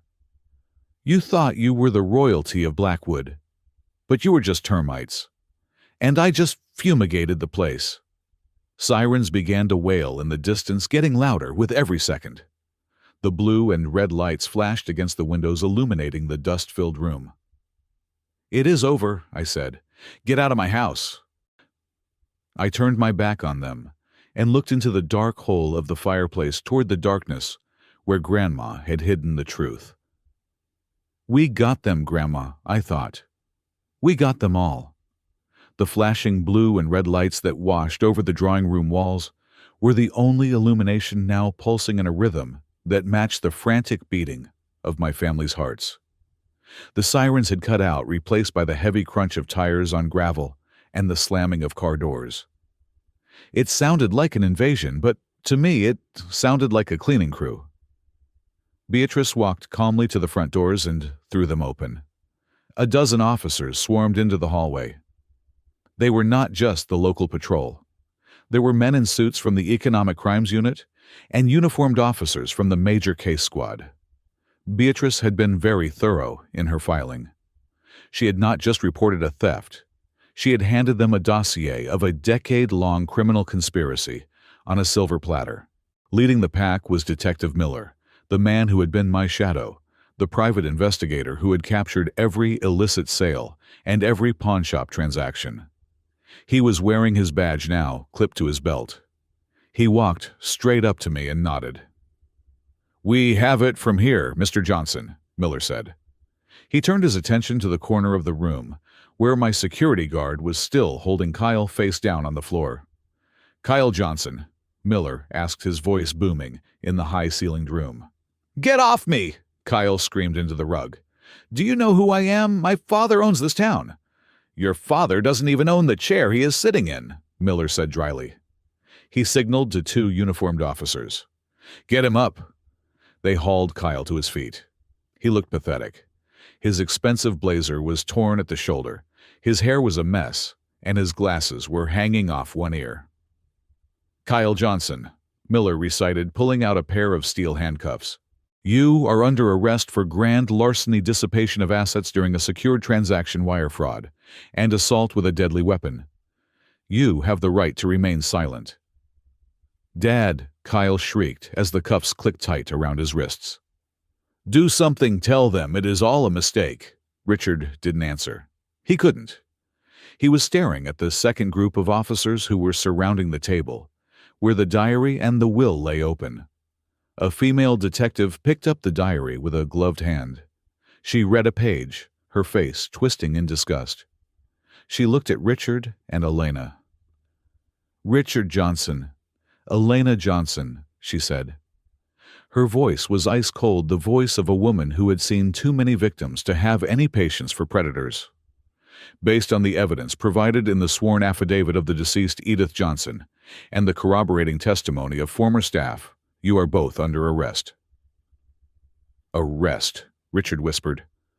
He tried to stand, but his legs wouldn't support him. He slumped back down. "For what we were her caregivers." "You are being charged with forgery in the first degree," the detective listed, ticking off the crimes on her fingers. "Fraudulent conversion of property, and most significantly aggravated elder abuse resulting in death." Elena let out a wail that tore through the room. "No, I didn't do it. It was him. He made me sign the papers." "Save it for the interrogation room, ma'am," the detective said. She pulled Elena up by her arm. My mother, who had spent her life judging the quality of silk and the vintage of wine, was now being manhandled like a common criminal. She stumbled, her heels clicking unevenly on the floor she had claimed was hers. They cuffed her. The metallic click seemed to echo louder than the smashing of the wall had. Then they came for Richard. My father stood up slowly. He looked older than I had ever seen him. The arrogance that had defined him, the sneering superiority he had worn like a suit of armor, was gone. He looked small. He looked hollow. He held out his hands for the cuffs, surrendering to the inevitable. But as the metal locked around his wrists, he turned his head to look at me. I was standing by the fireplace, leaning against the broken drywall, watching them with a detached curiosity. "John," Richard said. His voice was trembling, tears streaming down his cheeks. "Why?" I raised an eyebrow, saying nothing. "Why go this far?" he asked, his voice breaking. "You could have just sued us. You could have just taken the money. But prison destroying our reputation. We are your flesh and blood. We are family." The room went quiet. The police paused, looking at me, waiting for my reaction. Beatrice looked up from her files. I walked over to him. I stopped a foot away, close enough to smell the fear on him, close enough to see the broken veins in his eyes. "Family," I repeated the word, tasting it. It tasted like ash. "You want to talk about family, Richard? Family is supposed to protect you. Family is supposed to keep you warm when the storm comes. But when the storm came for Grandma, you took her blanket. And when the storm came for me, you locked the door." I leaned in closer, my voice dropping to a whisper that only he could hear. "Family died on this floor 10 years ago. It died the night you told me to get out and threw my life down the stairs. You killed it. What you see standing in front of you isn't your son. It is just a creditor." I straightened up and looked him in the eye. "This is just business, Mr. Johnson, and the account is closed." Richard stared at me, his mouth opening and closing, searching for words that didn't exist. Then he slumped his shoulders. The fight went out of him. He let the officer guide him toward the door. I watched them go. I watched Kyle being shoved into the back of a squad car, still shouting threats that nobody listened to. I watched Elena weeping, her face pressed against the window of another cruiser. I watched Richard stare straight ahead, his eyes dead, as the car pulled away. And then they were gone. The sirens faded into the distance. The gravel settled. The silence returned to Blackwood Estate. But it was different now. It wasn't the heavy, suffocating silence of secrets and lies. It was a clean silence. The silence of a slate wiped clean. "Well," Beatrice said, closing her briefcase with a satisfying snap, "that went according to plan." "Better than plan," I said. "I thought Richard would put up more of a fight." "Men like him are paper tigers," Beatrice said. "They are terrifying until you light a match. Then they just burn." She looked around the room. The floor was stained with champagne. The wall was smashed open. Debris was everywhere. The expensive rug was ruined. "It is a bit of a mess, though," she noted. "No," I said, looking at the hole in the wall where the true stone of the fireplace was visible. "It is perfect. It is the first honest thing this room has seen in a decade." I walked over to the window and pulled out my phone. I dialed a number I had saved long ago. "This is John," I said when the line connected. "Bring the crew in. We start now." I hung up and turned to Beatrice. "You can head back to the city. File the final motions. Make sure the asset seizure on Richard's remaining accounts goes through to pay the legal fees." "What are you going to do?" she asked. "I have some work to do," I said. "I have a house to heal," Beatrice nodded. She walked to the door, then paused. "John, what happens to the money, the $6 million? "Put it in a trust," I said immediately. "For elder care advocacy. Start a foundation in Edith Johnson's name. I don't want a penny of it." She smiled, a genuine warm smile this time. "Good choice. I will see you on Monday." She left, the sound of her car fading down the driveway. I was alone. I took off my suit jacket and draped it over a chair. I loosened my tie. I rolled up my sleeves. 10 minutes later, a convoy of trucks rumbled up the driveway. It was my team from Titan Heritage Group, the best artisans in the country. They jumped out carrying toolboxes, crowbars, and buckets. I walked out to meet them on the porch. "All right, everyone, listen up," I shouted. "We are not building anything new today. Today is about excavation." I pointed to the astroturf, putting green that defiled the east lawn. "I want that plastic grass ripped up, every square inch of it. I want the soil aerated. I want the original grade restored. Find the old planting maps in the shed. We are replanting the damask roses." I pointed to the windows with the vinyl frames. "Those abominations go. I have a contact in Vermont who has salvaged 19th century wavy glass. We are measuring for replacements immediately." I led them inside. I pointed to the herringbone floor with the gouges. "Sand it down," I ordered. "Hand sanding only. No heavy machines. I want to save as much of the original thickness as possible. We use tung oil and beeswax just like they did in 1890. I pointed to the smashed drywall over the fireplace. "Tear the rest of that fake wall down. I want the stone exposed. I want the soot scrubbed off. And I want that television in the dumpster." The crew got to work. The sound of hammers and pry bars filled the air. It wasn't the sound of destruction. It was the sound of liberation. I grabbed a crowbar myself and joined the team in the dining room. I started prying off the white plywood they had nailed over the wainscoting.